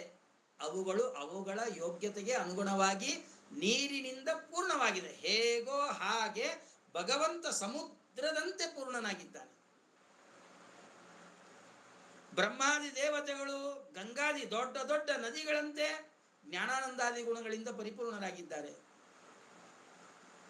ನಾವು ನಮ್ಮ ಯೋಗ್ಯತೆಗೆ, ಅರ್ಥಾತ್ ಮುಕ್ತಿಯೋಗ್ಯರು, ಅವರು ಮುಕ್ತರಾದ ಮೇಲೆ ತಾವು ಜ್ಞಾನಾನಂದಾದಿ ಗುಣಗಳಿಂದ ಪೂರ್ಣರಾಗಿದ್ದಾರೆ ಅಂದರೆ ಅವರ ಯೋಗ್ಯತೆಗೆ ಅನುಗುಣವಾಗಿ ಪೂರ್ಣರಾಗಿದ್ದಾರೆ ಹೊರತು ಪೂರ್ಣವಾಗಿ ಪರಿಪೂರ್ಣರಾಗಿಲ್ಲ. ಹೀಗಾಗಿ ಜೀವರ ಸೃಷ್ಟಿ ಇದು ಪ್ರತಿಬಿಂಬದ ಸೃಷ್ಟಿ. ಆಮೇಲೆ ಮೃತ್ ಸೃಷ್ಟಿ, ಮಣ್ಣಿನ ಸೃಷ್ಟಿ. ಜಗತ್ತಿನಲ್ಲಿ ಅನೇಕ ಪರ್ವತಗಳಿದೆ, ಮಣ್ಣು, ಘಟ, ಪಟ ಮೊದಲಾದಂಥ ಅನೇಕ ಅಚೇತನವಾದ ವಸ್ತುಗಳೆಲ್ಲ ಏನಿದೆ ಆ ಸೃಷ್ಟಿಯನ್ನು ಮೃತ್ ಸೃಷ್ಟಿ ಅಂತ ಕರೀತಾರೆ. ತೇಜಸ್ ಸೃಷ್ಟಿ, ವಾರಿ ಸೃಷ್ಟಿ, ಮೃತ್ ಸೃಷ್ಟಿ. ತೇಜಸ್ ಸೃಷ್ಟಿಯಲ್ಲಿಯೂ ಕೂಡ ಒಂದು ವಿಶಿಷ್ಟವಾದಂತಹ ಅಂಶ, ಒಂದು ಪ್ರಮೇಯವನ್ನು ಯಾದವಾರ್ಯರು ನಮಗೆ ತಿಳಿಸಿಕೊಡ್ತಾರೆ. ಅದಕ್ಕೊಂದು ದೃಷ್ಟಾಂತವನ್ನು ಕೊಟ್ಟರು. ದೀಪಾಂತರೋತ್ಪತ್ತಿ, ಒಂದು ದೀಪದಿಂದ ಮತ್ತೊಂದು ದೀಪವನ್ನು ಹಚ್ಚಿದ ಹಾಗೆ. ಹಾಗಾದ್ರೆ ಎಲ್ಲ ದೀಪಗಳು ಒಂದೇನು? ಅಲ್ಲ. ಈ ದೀಪನೇ ಬೇರೆ, ಈ ದೀಪದಿಂದ ಹಚ್ಚಿದ ಮತ್ತೊಂದು ದೀಪ, ಆ ಮತ್ತೊಂದು ದೀಪದಿಂದ ಹಚ್ಚಿದ ಮತ್ತೊಂದು ದೀಪ, ಹೀಗೆ ದೀಪಗಳಲ್ಲಿ ಏನಿದೆ? ವ್ಯತ್ಯಾಸ ಇದೆ, ಭೇದ ಇದೆ. ಹಾಗಾದ್ರೆ ಒಂದು ಮೂಲ ಪದ್ಮನಾಭ ರೂಪದಿಂದ ಹೊರಬಂದಂತಹ ರಾಮಕೃಷ್ಣಾದಿ ಅನಂತ ರೂಪಗಳೇನಿದೆ, ಆ ಅನಂತ ರೂಪಗಳಲ್ಲಿ ಭೇದ ವ್ಯತ್ಯಾಸ ಇದೆಯ ಅಂತ ಪ್ರಶ್ನೆ. ಶಾಸ್ತ್ರ ಹೇಳ್ತದೆ ಭಗವಂತನ ಯಾವ ರೂಪ ಗುಣ ಕ್ರಿಯೆಗಳಲ್ಲಿ ಭೇದ ಇಲ್ಲ. ಭಗವಂತನ ಮೂಲ ಪದ್ಮನಾಭ ರೂಪ ಇದರಲ್ಲಿ ಎಷ್ಟು ಶಕ್ತಿ, ಎಷ್ಟು ಸಾಮರ್ಥ್ಯ, ಎಷ್ಟು ಗುಣಗಳು ಇದೆಯೋ ಅಷ್ಟೇ ಗುಣಗಳು, ಅಷ್ಟೇ ಸಾಮರ್ಥ್ಯ, ಎಳ್ಳಷ್ಟೂ ಕೂಡ ವ್ಯತ್ಯಾಸ ಇಲ್ಲ ಬೇರೆ ಯಾವ ರೂಪಗಳಲ್ಲಿಯೂ. ಹೀಗಾಗಿ ಮೂಲ ರೂಪಕ್ಕೂ ಅವತಾರ ರೂಪಗಳಿಗೂ ಎಲ್ಲ ರೂಪಗಳಿಗೂ ಕೂಡ ಅತ್ಯಂತ ಅಭೇದ ಇದೆ ಅಂತ ಶಾಸ್ತ್ರ ಹೇಳ್ತದೆ. ಹೀಗೆ ಹೇಳೋದಾದ್ರೆ ದೀಪದ ದೃಷ್ಟಾಂತವನ್ನ ಕೊಟ್ಟದ್ದು ಎಷ್ಟು ಸರಿ ಅಂತ ಪ್ರಶ್ನೆ ನಮಗೆ ಬರ್ತದೆ. ಅದಕ್ಕೆ ಯಾದವಾರ್ಯರು ಉತ್ತರ ಕೊಡ್ತಾರೆ, ದೀಪಗಳು ಬೇರೆ, ಆದರೆ ರಾಮಕೃಷ್ಣಾದಿಗಳು ಬೇರೆ ಅಂತಂದ್ರೆ ರೂಪಗಳು ಬೇರೆ ಬೇರೆ, ಆದರೆ ಆ ರೂಪಗಳಲ್ಲಿ ಇರುವ ಭಗವಂತ ಒಬ್ಬನೇ. ದೀಪಗಳು ಬೇರೆ ಆದರೂ ಕೂಡ ಆ ದೀಪದಲ್ಲಿ ಇರುವಂತಹ ಅಗ್ನಿ, ಜಡವಾದ ದೀಪಕ್ಕೆ ಅಭಿಮಾನಿಯಾಗಿರತಕ್ಕಂಥ ಅಗ್ನಿ ಏನಿದ್ದಾನೆ ಅವನು ಎಲ್ಲಾ ದೀಪಗಳಲ್ಲೂ ಒಬ್ಬನೇ ತಾನೆ. ಈ ದೀಪದಲ್ಲಿರ್ತಕ್ಕಂಥ ಅಗ್ನಿ ದೇವತೆ ಬೇರೆ, ಈ ದೀಪದಲ್ಲಿರ್ತಕ್ಕಂಥ ಅಗ್ನಿ ದೇವತೆ ಬೇರೆ, ಮತ್ತೊಂದು ದೀಪದಲ್ಲಿರ್ತಕ್ಕಂಥ ಅಗ್ನಿ ದೇವತೆ ಬೇರೆ ಅಂತ ಆಗ್ತಾನೇನೋ? ಇಲ್ಲ. ಎಲ್ಲ ದೀಪಗಳಲ್ಲಿ ಇರತಕ್ಕಂತಹ ಅಗ್ನಿ ದೇವತೆ ಹೇಗೆ ಒಬ್ಬನೆಯೋ ಹಾಗೆ ಅನಂತ ರೂಪಗಳೂ ಕೂಡ ಅದು ಭಗವಂತನಿಂದ ಅತ್ಯಂತ ಅಭಿನ್ನವಾಗಿದೆ. ಇದು ತೇಜಸ್ಸಿನ ಸೃಷ್ಟಿ, ವಾರಿ ಸೃಷ್ಟಿ ಮತ್ತು ಮೃತ್ ಸೃಷ್ಟಿ. ಈ ಮೂರು ವಿಧವಾದಂತಹ ಸೃಷ್ಟಿ. ದೇವರು ರಾಮಕೃಷ್ಣಾದಿ ರೂಪದಿಂದ ಅಭಿವ್ಯಕ್ತನಾಗ್ತಾನೆ, ಪ್ರಾದುರ್ಭೂತನಾಗ್ತಾನೆ, ತನ್ನನ್ನೇ ತಾನು ಸೃಷ್ಟಿ ಮಾಡಿಕೊಳ್ತಾನೆ. ಯಾಕೆ? ಇದರಿಂದ ದೇವರಿಗೆ ಏನು ಲಾಭ ಇದೆ? ಏನು ಲಾಭ ಇಲ್ಲ. ಜೀವರನ್ನ ಅವರವರಿಗೆ ಯೋಗ್ಯವಾಗಿರ್ತಕ್ಕಂತಹ ದೇಹವನ್ನು ಕೊಟ್ಟು ಅವರನ್ನ ಸೃಷ್ಟಿ ಮಾಡ್ತಾನೆ. ಅದರಿಂದ ದೇವರಿಗೆ ಏನು ಲಾಭ ಇದೆ? ಏನು ಲಾಭ ಇಲ್ಲ. ಪಂಚಮಹಾಭೂತಗಳನ್ನ ಪೃಥ್ವಿ, ಅಪ್, ತೇಜೋ, ವಾಯು, ಆಕಾಶ, ಪಂಚ ಜ್ಞಾನೇಂದ್ರಿಯಗಳು, ಪಂಚ ಕರ್ಮೇಂದ್ರಿಯಗಳು, 24 ತತ್ವಗಳನ್ನ ಸೃಷ್ಟಿ ಮಾಡ್ತಾನೆ. ಅದರಿಂದ ಏನಾದ್ರು ಲಾಭ ಇದೆಯೇನು? ಏನು ಲಾಭ ಇಲ್ಲ. ಭಗವಂತನು ಮಾಡುವಂತಹ 3 ತರಹದ ಸೃಷ್ಟಿಯಿಂದಲೂ ಕೂಡ ಭಗವಂತನಿಗೇನು ಲಾಭ ಇಲ್ಲ. ಹಾಗಾದ್ರೆ ಯಾಕೆ ಸೃಷ್ಟಿ ಮಾಡ್ತಾನೆ? ಅದಕ್ಕೆ ಭಾಗವತ ಹೇಳ್ತದೆ, ಯತ್ರ ತ್ರಿಸರ್ಗೋ ಮೃಷ. ದೇವರ ವಿಷಯದಲ್ಲಿ ಈ 3 ವಿಧವಾದಂತಹ ಸೃಷ್ಟಿಯೂ ಕೂಡ ಮೃಷ ಅನ್ನೋ ಶಬ್ದಕ್ಕೆ ಸುಳ್ಳು ಅಂತ ಅರ್ಥ ಅಲ್ಲ, ವ್ಯರ್ಥ, ಏನು ಪ್ರಯೋಜನ ಇಲ್ಲ, ಯಾವ ಲಾಭ ಇಲ್ಲ. ಹಾಗಾದ್ರೆ ಭಗವಂತ ಯಾಕೆ ಸೃಷ್ಟಿ ಮಾಡ್ತಾನೆ? ದೇವಸ್ಯೇಷ ಸ್ವಭಾವೋಯಂ ಆಪ್ತ ಕಾಮಸ್ಯ ಕಾಸ್ಪೃಹ. ಭಗವಂತನ ಸ್ವಭಾವ, ಜಗತ್ತನ್ನು ಸೃಷ್ಟಿ ಮಾಡೋದು ಭಗವಂತನ ಸ್ವಭಾವ. ಹೀಗಾಗಿ ಜಗತ್ತನ್ನು ಸೃಷ್ಟಿ ಮಾಡ್ತಾನೆ. ಮತ್ತೆ ಯತ್ರ ತ್ರಿಸರ್ಗೋ ಮೃಷ, ಭಕ್ತರ ವಿಷಯದಲ್ಲಿ ಈ 3 ವಿಧವಾದಂಥ ಸೃಷ್ಟಿಯೂ ಕೂಡ ಅಮೃಷ, ಮಹಾ ಪ್ರಯೋಜನ ಇದೆ. ದೇವರು ರಾಮಕೃಷ್ಣಾದಿ ರೂಪದಿಂದ ಅವತಾರ ಮಾಡಲಿಲ್ಲ ಅಂತಂದ್ರೆ ನಾವು ಭಗವಂತನನ್ನ ಉಪಾಸನೆ ಮಾಡೋದಕ್ಕೆ ಸಾಧ್ಯ ಇರ್ತಿರ್ಲಿಲ್ಲ. ಹೀಗಾಗಿ ಭಕ್ತರ ಉಪಾಸನೆಗಾಗಿ ಭಗವಂತ ಅನೇಕ ರೂಪಗಳನ್ನು ಸ್ವೀಕಾರ ಮಾಡ್ತಾನೆ. ಜೀವರಿಗೆ ಸಾಧನ ಶರೀರವನ್ನ ಕೊಟ್ಟು ಸಾಧನೆಯನ್ನ ಮಾಡಿಸಿರ್ಲಿಲ್ಲ ಅಂತಾಗಿದ್ರೆ ಜೀವ ಮೋಕ್ಷವನ್ನ ಪಡಿತಾನೇ ಇರಲಿಲ್ಲ. ಹೀಗಾಗಿ ಜೀವನಿಗೆ ದೇಹವನ್ನ ಕೊಟ್ಟು ಪ್ರತಿಬಿಂಬದಂತೆ ಜೀವರ ಸೃಷ್ಟಿಯನ್ನು ಯಾಕೆ ಮಾಡ್ತಾನೆ? ಜೀವರಿಗಾಗಿ ಸೃಷ್ಟಿ ಮಾಡ್ತಾನೆ, ಅವರ ಸಾಧನೆಗಾಗಿ ಸೃಷ್ಟಿ ಮಾಡ್ತಾನೆ.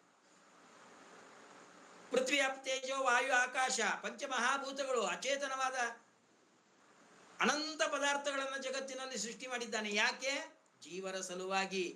ಭೂಮಿನೇ ಸೃಷ್ಟಿ ಮಾಡಿರಲಿಲ್ಲ ಅಂದ್ರೆ ನಾವೆಲ್ಲಿರ್ಬೇಕಾಗಿತ್ತು? ಗಾಳಿಯನ್ನು ಸೃಷ್ಟಿ ಮಾಡಿರಲಿಲ್ಲ ಅಂದ್ರೆ ನಾವು ಹೇಗೆ ಬದುಕಿರಬೇಕಾಗಿತ್ತು? ನೀರನ್ನು ಸೃಷ್ಟಿ ಮಾಡಿರಲಿಲ್ಲ ಅಂದ್ರೆ ಹೇಗೆ ನಾವು ಇರಬೇಕಾಗಿತ್ತು?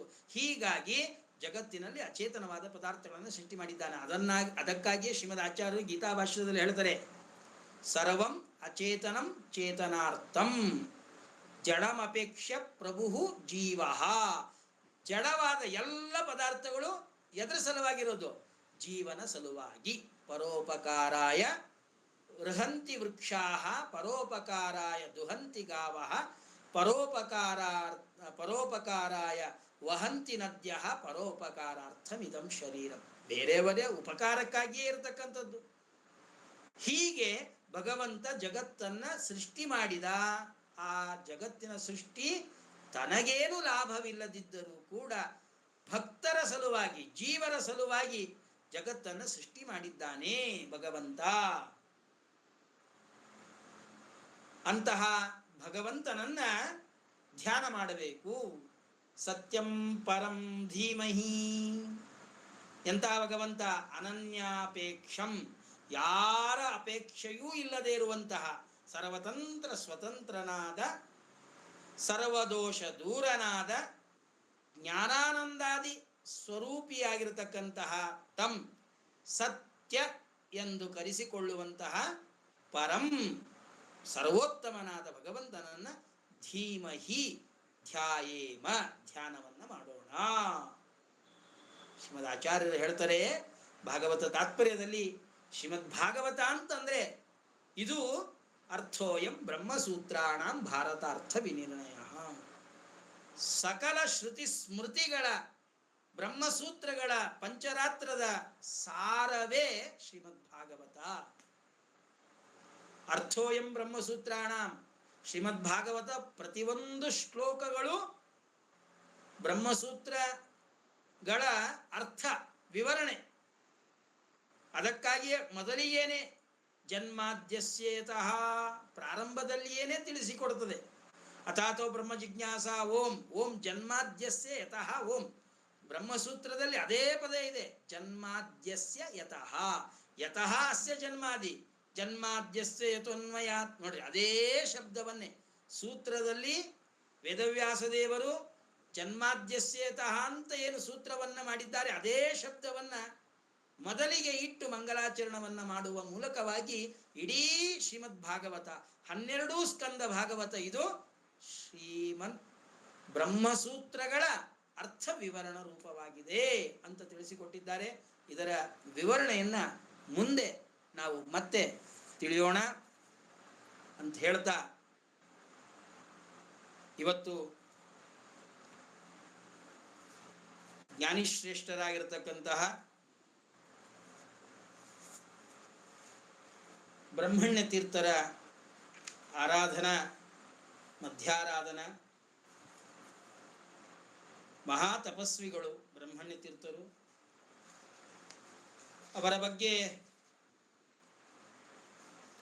ತಿಳಿಬೇಕಾದ್ರೆ ಅವರ ಶಿಷ್ಯರಾಗಿರತಕ್ಕಂತಹ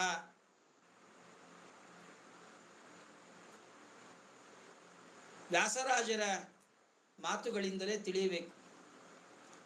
ವ್ಯಾಸರಾಜರು ತರ್ಕತಾಂಡವ, ನ್ಯಾಯಾಮೃತ, ಚಂದ್ರಿಕಾದಿ ಮಹಾಗ್ರಂಥಗಳನ್ನು ನಿರ್ಮಾಣ ಮಾಡಿರತಕ್ಕಂತಹ ಮಹಾಜ್ಞಾನಿ ವರೇಣ್ಯರು.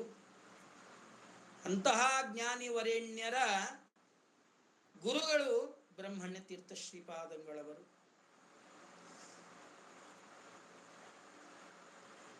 ವ್ಯಾಸರಾಜರು ಹೇಳ್ತಾರೆ ಬ್ರಹ್ಮಣ್ಯ ತೀರ್ಥರ ಬಗ್ಗೆ, ಸಮುತ್ಸಾರ್ಯ ತಮಸ್ತೋಮಂ ಸನ್ಮಾರ್ಗಂ ಸಂಪ್ರಕಾಶ್ಯ ಚ ಸದಾ ವಿಷ್ಣು ಪದಾಸಕ್ತಂ ಸೇವೆ ಬ್ರಹ್ಮಣ್ಯ ಭಾಸ್ಕರಂ. ಸೂರ್ಯ ಎಲ್ಲಿ ಇದ್ದಾನೆ? ಆಕಾಶದಲ್ಲಿ ಇದ್ದಾನೆ. ಆಕಾಶದಲ್ಲಿ ಇರತಕ್ಕಂತಹ ಸೂರ್ಯನನ್ನ ಎಲ್ಲರೂ ಕೂಡ ಭಕ್ತಿಯಿಂದ ಪೂಜೆ ಮಾಡ್ತಾರೆ. ಯಾಕೆ?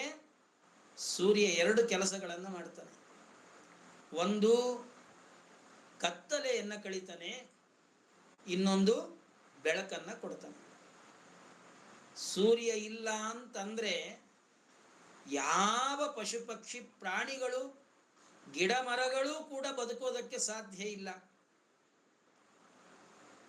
ಸೂರ್ಯನ ಕಿರಣಗಳು ಬಿದ್ರೇನೆ ಎಲ್ಲ ಜೀವರಾಶಿಗಳು ಚೈತನ್ಯಯುಕ್ತರಾಗ್ತಾರೆ. ಅದರಂತೆ ಸೇವೆ ಬ್ರಹ್ಮಣ್ಯ ಭಾಸ್ಕರಂ, ಸೂರ್ಯನೇ ಬ್ರಹ್ಮಣ್ಯ ತೀರ್ಥರಾಗಿ ಅವತಾರ ಮಾಡಿದ್ದಾನೆ. ಸೂರ್ಯಾಂಶರು ಬ್ರಹ್ಮಣ್ಯ ತೀರ್ಥರು. ಅವರನ್ನು ಸ್ತೋತ್ರ ಮಾಡ್ತಾ ಹೇಳ್ತಾರೆ, ಸೂರ್ಯ ಬ್ರಹ್ಮಣ್ಯ ತೀರ್ಥರು ತಮ್ಮ ಮೂಲ ರೂಪದಲ್ಲಿ ಏನು ಕತ್ತಲೆಯನ್ನ ಕಳೆದು ಬೆಳಕನ್ನ ಕೊಡುವ ಸ್ವಭಾವವುಳ್ಳವರಾಗಿದ್ದಾರೆ, ಅದೇ ರೀತಿಯಾಗಿ ಬ್ರಹ್ಮಣ್ಯ ತೀರ್ಥರಾದಾಗ್ಯೂ ಕೂಡ ಕತ್ತಲೆಯನ್ನ ಕಳೆದು ಬೆಳಕನ್ನ ಕೊಟ್ಟಿದ್ದಾರೆ. ಏನ್ ಕತ್ತಲೆ? ಅಜ್ಞಾನನೇ ದೊಡ್ಡ ಕತ್ತಲೆ, ಜ್ಞಾನ ಇದು ದೊಡ್ಡ ಪ್ರಕಾಶ. ಸಮುಸ್ಸಾರ್ಯ ತಮಸ್ತೋಮಂ, ನನ್ನಲ್ಲಿ ಇರುವಂತಹ ಅಜ್ಞಾನ, ಈ ಯಾವ ಕತ್ತಲೆ ಏನಿದೆಯಲ್ಲ, ಈ ಕತ್ತಲೆಯನ್ನ ಕಳೆದು ಸನ್ಮಾರ್ಗಂ ಸಂಪ್ರಕಾಶ್ಯ ಚ, ಪ್ರಕಾಶ ಬೆಳಕು ಬಿದ್ದಾಗ ನಮಗೆ ಹಾದಿ ಕಾಣಿಸುತ್ತೆ, ಯಾವ ದಾರಿಯಲ್ಲಿ ಹೋಗಬೇಕು ಅಂತ ಹೇಳಿ. ದೇವರನ್ನ ಹೊಂದೋದಕ್ಕೆ ನಾನಾ ವಿಧವಾಗಿರ್ತಕ್ಕಂತಹ ದಾರಿಗಳಿದೆ. ಒಬ್ಬೊಬ್ಬರು ಒಂದೊಂದು ರೀತಿಯಾಗಿ ಹೇಳ್ತಾರೆ.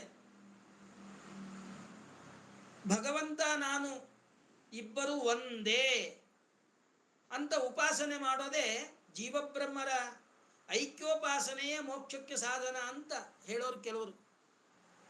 ಇಲ್ಲ ಇಲ್ಲ, ಸಂಸಾರ ಅವಸ್ಥಾದಲ್ಲಿ ಜೀವಬ್ರಹ್ಮರಿಗೆ ಭೇದ ಇದೆ, ಮೋಕ್ಷದಲ್ಲಿ ಮಾತ್ರ ಆ ಭಗವಂತ ಜೀವ ಇಬ್ರು ಒಂದೇ ಆಗಿಬಿಡ್ತಾರೆ, ಹೀಗೆ ಭಗವಂತನನ್ನು ಉಪಾಸನೆ ಮಾಡಬೇಕು ಅಂತ ಕೆಲವರು ಹೇಳ್ತಾರೆ. ಜೈನರು ಬೇರೆ ರೀತಿ ಹೇಳ್ತಾರೆ, ಬೌದ್ಧರು ಬೇರೆ ರೀತಿ ಹೇಳ್ತಾರೆ. ಒಬ್ಬೊಬ್ಬರು ಒಂದೊಂದು ರೀತಿಯಾಗಿ ದೇವರನ್ನ ಹೊಂದುವ ಮಾರ್ಗ, ಈ ಮಾರ್ಗದಲ್ಲಿ ಹೋದ್ರೆ ದೇವರು ಸಿಗ್ತಾನೆ, ಈ ಮಾರ್ಗದಲ್ಲಿ ಹೋದ್ರೆ ದೇವರು ಸಿಗ್ತಾನೆ ಅಲ್ಲ. ಬ್ರಹ್ಮಣ್ಯ ತೀರ್ಥರೆಂಬ ಸೂರ್ಯ ತನ್ನ ಬೆಳಕನ್ನ ಹಾಕಿ ಯಾವ ಮಾರ್ಗದಲ್ಲಿ ಹೋಗಬೇಕು ಅನ್ನೋದನ್ನ ಸೂಚನೆ ಮಾಡಿದ್ದಾರೆ. ವ್ಯಾಸರಾಜರು ಹೇಳ್ತಾರೆ, ವ್ಯಾಸತೀರ್ಥರು ಹೇಳ್ತಾರೆ, ಸನ್ಮಾರ್ಗಂ ಸಂಪ್ರಕಾಶ್ಯ ಚ, ನಾನು ಯಾವ ಮಾರ್ಗದಲ್ಲಿ ಹೋಗಬೇಕು ಅನ್ನೋದನ್ನ ತಿಳಿಸಿಕೊಟ್ಟಂತಹ ಸೂರ್ಯ ಬ್ರಹ್ಮಣ್ಯ ತೀರ್ಥರು. ಅವರನ್ನ ನಾನು ಯಾವಾಗ್ಯೂ ಕೂಡ ಸೇವೆಯನ್ನ ಮಾಡ್ತೀನಿ, ಅವರನ್ನ ಭಕ್ತಿಯಿಂದ ನಮಸ್ಕಾರಾದಿಗಳನ್ನು ಮಾಡ್ತೀನಿ, ಅವರ ಸೇವೆಯನ್ನ ಮಾಡ್ತೀನಿ. ಕಂಸಧ್ವಂಸಿ ಪದಾಂಬೋಜ ಸಂಸಕ್ತೋ ಹಂಸ ಪುಂಗವ ಬ್ರಹ್ಮಣ್ಯ ಗುರುರಾಜಾಕ್ಯೋ ವರ್ತತಾಮ ಮಮ ಮಾನಸೆ. ಗೋಪಾಲಕೃಷ್ಣ ದೇವರ ಪದ ಪದ್ಮಾರಾಧಕರಾಗಿರ್ತಕ್ಕಂತಹ ಬ್ರಹ್ಮಣ್ಯ ತೀರ್ಥರು ಹಂಸಪುಂಗವ, ಯತಿಶ್ರೇಷ್ಠರು, ಪರಮಹಂಸರಲ್ಲಿ ಶ್ರೇಷ್ಠ ಪರಮಹಂಸರು. ಅಂತಹ ಬ್ರಹ್ಮಣ್ಯ ತೀರ್ಥರೆಂಬತಕ್ಕಂತಹ ಗುರುರಾಜರು, ಉತ್ತಮ ಗುರುಗಳು ವರ್ತತಾಮ ಮಾನಸೆ, ಯಾವಾಗೂ ನನ್ನ ಮನಸ್ಸಿನಲ್ಲಿ ಇರಲಿ. ಆ ಬ್ರಹ್ಮಣ್ಯ ತೀರ್ಥರ ಗುರುಗಳ ಸ್ಮರಣೆ ಯಾವಾಗೂ ಆಗ್ತಾ ಇರಬೇಕು. ಹರಿಸ್ಮೃತಿ ಸರ್ವ ವಿಪದ್ ವಿಮೋಕ್ಷಿಣಿ, ಗುರುಸ್ಮೃತಿ ಸರ್ವ ಸಮೃದ್ಧಿದಾಯಿನಿ. ಗುರುಗಳ ನಾಮಸ್ಮರಣೆ ಯಾವಾಗೂ ಮಾಡ್ತಾ ಇರಬೇಕಂತೆ. ಮಾಡೋದ್ರಿಂದ ಎಲ್ಲ ವಿಧವಾದ ಸಮೃದ್ಧಿಯೇ ಆಗ್ತದೆ. ಬ್ರಹ್ಮಣ್ಯ ತೀರ್ಥರು ಅವರ ಜನ್ಮನೇ ಬಹಳ ಆಶ್ಚರ್ಯ. ಅವರ ಪೂರ್ವಾಶ್ರಮದ ತಂದೆ ರಾಮಾಚಾರ್ಯರು ಅಬ್ಬೂರಲ್ಲೇ ಬಹಳಷ್ಟು ದಿವಸ ವಾಸವನ್ನು ಮಾಡಿದ್ದಾರೆ. ರಾಮಾಚಾರ್ಯ ದಂಪತಿಗಳಿಗೆ ಮಕ್ಕಳೇ ಇರಲಿಲ್ಲ. ಹೀಗಾಗಿ ಆ ಅಬ್ಬೂರಿನಲ್ಲೇ ಇರತಕ್ಕಂತಹ ಕಂಬದ ನರಸಿಂಹ, ಅಲ್ಲಿ ದೇವಸ್ಥಾನ ಇದೆ ಈಗಲೂ ಕೂಡ, ಕಂಬದಲ್ಲಿಯೇ ನರಸಿಂಹದೇವರು ಪ್ರಾದುರ್ಭೂತರಾಗಿದ್ದಾರೆ. ಅಲ್ಲಿ ಇರುವಂತಹ ನರಸಿಂಹದೇವರನ್ನು ಅಖಂಡವಾಗಿ ಸೇವೆಯನ್ನು ಮಾಡಿದ್ದಾರೆ ರಾಮಾಚಾರ್ಯ ದಂಪತಿಗಳು. ಒಳ್ಳೆ ಮಕ್ಕಳು ಹುಟ್ಟಬೇಕಾದರೂ ಬಹಳ ಪುಣ್ಯವನ್ನು ಸಂಪಾದನೆ ಮಾಡಿರಬೇಕು, ತಪಸ್ಸನ್ನು ಮಾಡಿರಬೇಕು. ಸತ್ಪುತ್ರರು ಹುಟ್ಟಬೇಕಾದ್ರೆ ಬಹಳ ತಪಸ್ಸನ್ನು ಮಾಡಬೇಕು. ತೀವ್ರೈರ್ಮಖೈಹಿ ವಿವಿಧೈ ವ್ರತಾಗ್ರೈಹಿ ಜಾಯಾಪತಿರ್ ಗುಣಗಣಾಢ್ಯಂ ಅಪತ್ಯಮಾಪು ಪೂರ್ವೇಪಿ ಕರ್ದಮ ಪರಾಶರ ಪಾಂಡುಮುಖ್ಯಾ ಯತ್ಸೇವಯ ಗುಣಗಣಾಢ್ಯಂ ಅಪತ್ಯಮಾಪು. ಶ್ರೀಮದ್ ಆಚಾರ್ಯರಂತಹ ಮಗನನ್ನು ಪಡೆಯೋದಕ್ಕಾಗಿ ಅಚ್ಯುತ ಪ್ರೇಕ್ಷಾಚಾರ್ಯರು ವೇದವತಿ ದಂಪತಿಗಳು ದ್ವಿಷಡಬ್ಧ ಕಾಲ, ಒಂದಲ್ಲ ಎರಡಲ್ಲ 12 ವರ್ಷಗಳ ಕಾಲ ತೀವ್ರೈ ಪಯೋವ್ರತ ಮಖೈಹಿ ವಿವಿಧೈ ವ್ರತಾಗ್ರೈಹಿ, ಪಯೋವ್ರತ ಮೊದಲಾಗಿರತಕ್ಕಂತಹ ಅನೇಕ ವ್ರತಗಳನ್ನು, ಕೃಚ್ಛ ಚಾಂದ್ರಾಯಣಾದಿ ವ್ರತಗಳನ್ನು ಅನುಷ್ಠಾನವನ್ನು ಮಾಡಿ ಅದರಿಂದ ವಾಯುದೇವರು ಮಗನಾಗಿ ಹುಟ್ಟುವಂತಹ ಭಾಗ್ಯವನ್ನು ಸಂಪಾದನೆಯನ್ನು ಮಾಡಿದ್ದಾರೆ. ಪೂರ್ವೇಪಿ ಕರ್ದಮ ಪರಾಶರ ಪಾಂಡುಮುಖ್ಯ, ಕರ್ದಮರು ಪಾಂಡುರಾಜ ಇವರೆಲ್ಲರೂ ಕೂಡ ಉತ್ತಮ ಮಕ್ಕಳನ್ನು ಪಡಿಬೇಕಾದ್ರೆ ಎಷ್ಟು ತಪಸ್ಸನ್ನು ಮಾಡಿದ್ರಲ್ಲ, ಹಾಗೆ ರಾಮಾಚಾರ್ಯ ದಂಪತಿಗಳು ಕೂಡ ತಾವು ಆ ಕಂಬದ ನರಸಿಂಹನ ಸೇವೆಯನ್ನು ಮಾಡಿದ್ದಾರೆ. ಗುರುಗಳ ಸೇವೆಯನ್ನು, ಪುರುಷೋತ್ತಮ ತೀರ್ಥರ ಸೇವೆಯನ್ನು ಮಾಡಿದ್ದಾರೆ. ದೇವರ ಗುರುಗಳ ಅನುಗ್ರಹದಿಂದ ಒಂದು ಗಂಡು ಮಗುವಾಗಿದೆ. ಆ ಮಗುವಿಗೆ ನರಸಿಂಹ ಅಂತಲೇ ನಾಮಕರಣವನ್ನು ಮಾಡಿದ್ದಾರೆ. ಸಣ್ಣ ವಯಸ್ಸಿನಲ್ಲೇ ಬಹಳ ಮೇಧಾವಿಗಳಾಗಿರತಕ್ಕಂತಹ ನರಸಿಂಹಾಚಾರ್ಯರು, ಅವರಿಗೆ 5ನೇ ವರ್ಷದಲ್ಲೇ ಉಪನಯನವಾಗಿದೆ. ಪುರುಷೋತ್ತಮ ತೀರ್ಥರೇ ಉಪನಯನವನ್ನು ಮಾಡಿ ಮಠದಲ್ಲಿಯೇ ಅವರಿಗೆ ಶಾಸ್ತ್ರಾಭ್ಯಾಸವನ್ನು ಮಾಡಿಸಿದ್ದಾರೆ. ಮಾಡಿಸಿ ಅವರಿಗೆ ಸನ್ಯಾಸವನ್ನು ಕೊಟ್ಟಿದ್ದಾರೆ. ಬ್ರಹ್ಮಣ್ಯ ತೀರ್ಥರು ಅಂಥೇಳಿ ನಾಮಕರಣವನ್ನು ಮಾಡಿದ್ದಾರೆ. ಹೀಗೆ ಬ್ರಹ್ಮಣ್ಯ ತೀರ್ಥರು ಆಶ್ರಮವನ್ನು ಸ್ವೀಕಾರ ಮಾಡಿ ಪ್ರತಿನಿತ್ಯದಲ್ಲಿಯೂ ಕೂಡ ದೇವರ ಪೂಜೆ, ಸ್ನಾನ, ಜಪ, ಹಂಸ ಮಂತ್ರದ ಜಪ,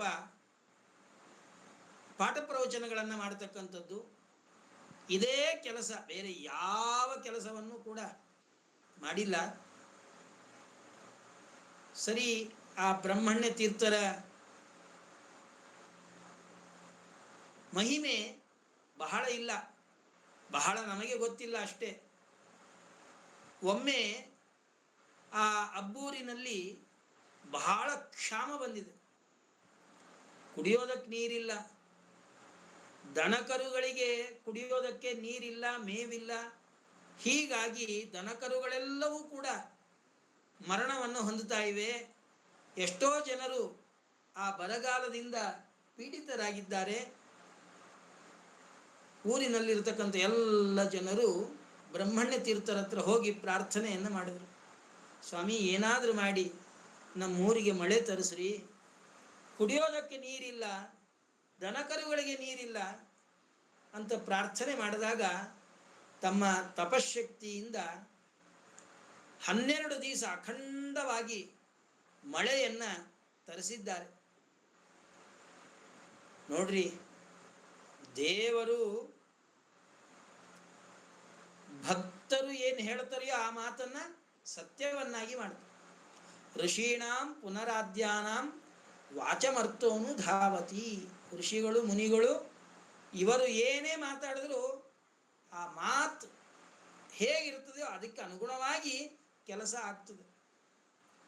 ಹೀಗಾಗಿ ಮಳೆಯನ್ನು ತರಿಸಿ ಆ ಪ್ರದೇಶವನ್ನು ಸುಭಿಕ್ಷಿತವನ್ನಾಗಿ ಮಾಡಿದ್ದಾರೆ. ಇವರ ಪ್ರಸಂಗದಲ್ಲಿ ಮತ್ತೊಂದು ಘಟನೆ ನಡೆದಿದೆ. ಚನ್ನಪಟ್ಟಣ ಅಲ್ಲೇ ಹತ್ತಿರದಲ್ಲಿ ಬರತಕ್ಕಂಥ ಒಂದು ಗ್ರಾಮ. ಅಬ್ಬೂರಿಗೂ ಚನ್ನಪಟ್ಟಣಕ್ಕೂ ಒಂದು 6 ಕಿಲೋಮೀಟರ್ ದೂರ ಮಾತ್ರ ಇದೆ. ಅಲ್ಲಿ ಚಿಕ್ಕಗಂಗವಾಡಿ ಎಂಬ ಪಾಳೆಗಾರರ ಮನೆತನ ರಾಜ್ಯಭಾರವನ್ನು ಮಾಡ್ತಾ ಇತ್ತು. ಸಣ್ಣ ಪುಟ್ಟ ಗ್ರಾಮಗಳು, ಸಾಮಂತ ರಾಜರು, ಪಾಳೆಗಾರರು, ಹೀಗಾಗಿ ಆ ಚನ್ನಪಟ್ಟಣ ಪಾಳ್ಯವನ್ನು ಆಳ್ತಾ ಇದ್ದಾರೆ. ಆ ಪಾಳೆಗಾರನಿಗೆ ಒಬ್ಬ ಮಗ. ಆ ಸಂದರ್ಭದಲ್ಲಿ ಯಾರು ರಾಜ್ಯಭಾರವನ್ನು ಮಾಡ್ತಾ ಇದ್ದ ಆ ಪಾಳ್ಯಗಾರನಿಗೆ ಒಬ್ಬ ಮಗ. ಅವನ ಹೆಸರು ಸಾರಂಗಧರ ಅಂತ ಹೇಳಿ. ಬಹಳ ಸ್ಫುರದ್ರೂಪಿಯಾಗಿದ್ದ, ನೋಡೋದಕ್ಕೆ ಬಹಳ ಚೆನ್ನಾಗಿದ್ದ, ಒಳ್ಳೆ ವಿದ್ಯಾವಂತ, ಬುದ್ಧಿವಂತ, ಗುಣವಂತ. ವಿದ್ಯಾಬುದ್ಧಿ ಇದ್ರೆ ಗುಣ ಇರೋದಿಲ್ಲ, ಗುಣ ಇದ್ರೆ ವಿದ್ಯಾಬುದ್ಧಿ ಇರೋದಿಲ್ಲ, ಎಲ್ಲವೂ ಕೂಡ ಸೇರೋದು ಬಹಳ ಅಪರೂಪ. ಹೀಗಾಗಿ ಅವನಿಗೆ ಮದುವೆ ಆಯಿತು. ಮದುವೆ ಆದ ಮೇಲೆ ಮತ್ತೊಬ್ಬ ಸ್ತ್ರೀಯನ್ನು ಕೊಟ್ಟು ವಿವಾಹವನ್ನು ಮಾಡಿದ್ದಾರೆ. ಇಬ್ಬರು ಹೆಂಡತಿಯರು. ಆದರೆ ಚಿಕ್ಕ ಹೆಂಡತಿಗೆ ಯಾವಾಗಲೂ ಸಾರಂಗಧರ ತನ್ನ ಹತ್ರನೇ ಇರಬೇಕು, ತನ್ನನ್ನೇ ಓಲೈಸಬೇಕು, ತನ್ನನ್ನೇ ಮಾತನಾಡಿಸ್ಬೇಕು, ತನ್ನ ಜೊತೆಗೇನೆ ಇರಬೇಕು. ಹೀಗೆ ಅವಳು ಅಪೇಕ್ಷೆಯನ್ನು ಮಾಡಿದಾಗ ಸಾರಂಗಧರ ಅದನ್ನು ತಿರಸ್ಕಾರ ಮಾಡಿದ. ಹಾಗೆಲ್ಲ ಆಗೋದಿಲ್ಲ ಅಂಥೇಳಿ ಅಷ್ಟಕ್ಕೆ ಅವಳಿಗೆ ಸಿಟ್ಟು ಬಂತು. ನಾನು ಹೇಳಿದ ಮಾತನ್ನ ಇವನು ಕೇಳೋದಿಲ್ಲಲ್ಲ, ಏನಾದ್ರು ಮಾಡಬೇಕು ಅಂತ ಹೇಳಿ ಆ ಸಿಟ್ಟು ಎಲ್ಲಿ ತನಕ ಹೋಯ್ತು ಅಂತಂದ್ರೆ ಅವನ ಮೇಲೆ ಸುಮ್ಮನೆ ಇಲ್ಲದೇ ಇರತಕ್ಕಂಥ ಅಪವಾದಗಳನ್ನೆಲ್ಲ ಹಾಕಿ ಪಾಳ್ಯಗಾರನ ಹತ್ರ ಹೋಗಿ ಇದ್ದದ್ದು ಇಲ್ಲದೇ ಇದ್ದದ್ದು ಎಲ್ಲ ಸುಳ್ಳು ಹೇಳಿ ಅವನಿಗೆ ಮರಣದಂಡನೆ ಶಿಕ್ಷೆಯನ್ನು ಕೊಡಬೇಕು ಅಂತ ಆ ಪಾಳ್ಯಗಾರನನ್ನು ಒಪ್ಪಿಸಿದ್ದಾಳೆ. ಪಾಳ್ಯಗಾರ ಆಜ್ಞೆಯನ್ನು ಮಾಡಿಬಿಟ್ಟ. ಇವನನ್ನ ಕೈ ಕಾಲು ಎಲ್ಲ ಕತ್ತರಿಸಿ ನದಿಗೆ ಬಿಸಾಕ್ಬಿಡ್ರಿ ಅಂತ ಹೇಳಿ. ಪಾಳೆಗಾರರ ಭಟ್ರು ಅವನ ಕೈ ಕಾಲು ಎಲ್ಲ ಕತ್ತರಿಸಿ ದೇಹ ಮಾತ್ರ ಆ ಕಣ್ವಾ ನದಿಗೆ ಹಾಕಿಬಿಟ್ಟಿದ್ದಾರೆ. ಆದರೂ ಕೂಡ ನೋಡ್ರಿ, ಕೈ ಕಾಲು ಕತ್ತರಿಸಿದ್ರು ಜೀವ ಮಾತ್ರ ಇದೆ. ಅದು ಆ ಕಣ್ವಾ ನದಿಯಲ್ಲಿ ಆ ಪ್ರವಾಹದಲ್ಲಿ ತೇಲ್ಕೊಂಡು ಬರ್ತಾ ಇದೆ. ಅಲ್ಲೇ ಗುರುಗಳಾಗಿರ್ತಕ್ಕಂತಹ ಬ್ರಹ್ಮಣ್ಯ ತೀರ್ಥರು ಆನ್ಹೀಕವನ್ನು ಮಾಡ್ತಾ ಇದ್ದಾರೆ. ನೋಡಿದ್ರು ರೋದನವನ್ನು ಮಾಡ್ತಾ ಇದ್ದಾನೆ, ಅಳ್ತಾ ಇದ್ದಾನೆ, ಕಿರಿಸ್ತಾ ಇದ್ದಾನೆ. ಅಯ್ಯೋ ಪಾಪ ಅಂತ ಅನ್ನಿಸ್ತು. ಅನುಗ್ರಹವನ್ನು ಮಾಡಬೇಕು ಅಂತ ಅನ್ನಿಸ್ತು. ಬ್ರಹ್ಮಣ್ಯ ತೀರ್ಥರು ಆ ಕೈ ಕಾಲುಗಳನ್ನೆಲ್ಲ ಅವನ ದೇಹಕ್ಕೆ ಜೋಡಿಸಿ ತಮ್ಮ ಕೈಯಿಂದ ಅಮೃತಮಯವಾಗಿರತಕ್ಕಂತಹ ಹಸ್ತದಿಂದ ಅವನೊಂದ್ಸಲಿ ಸ್ಪರ್ಶ ಮಾಡಿದ್ರಂತೆ.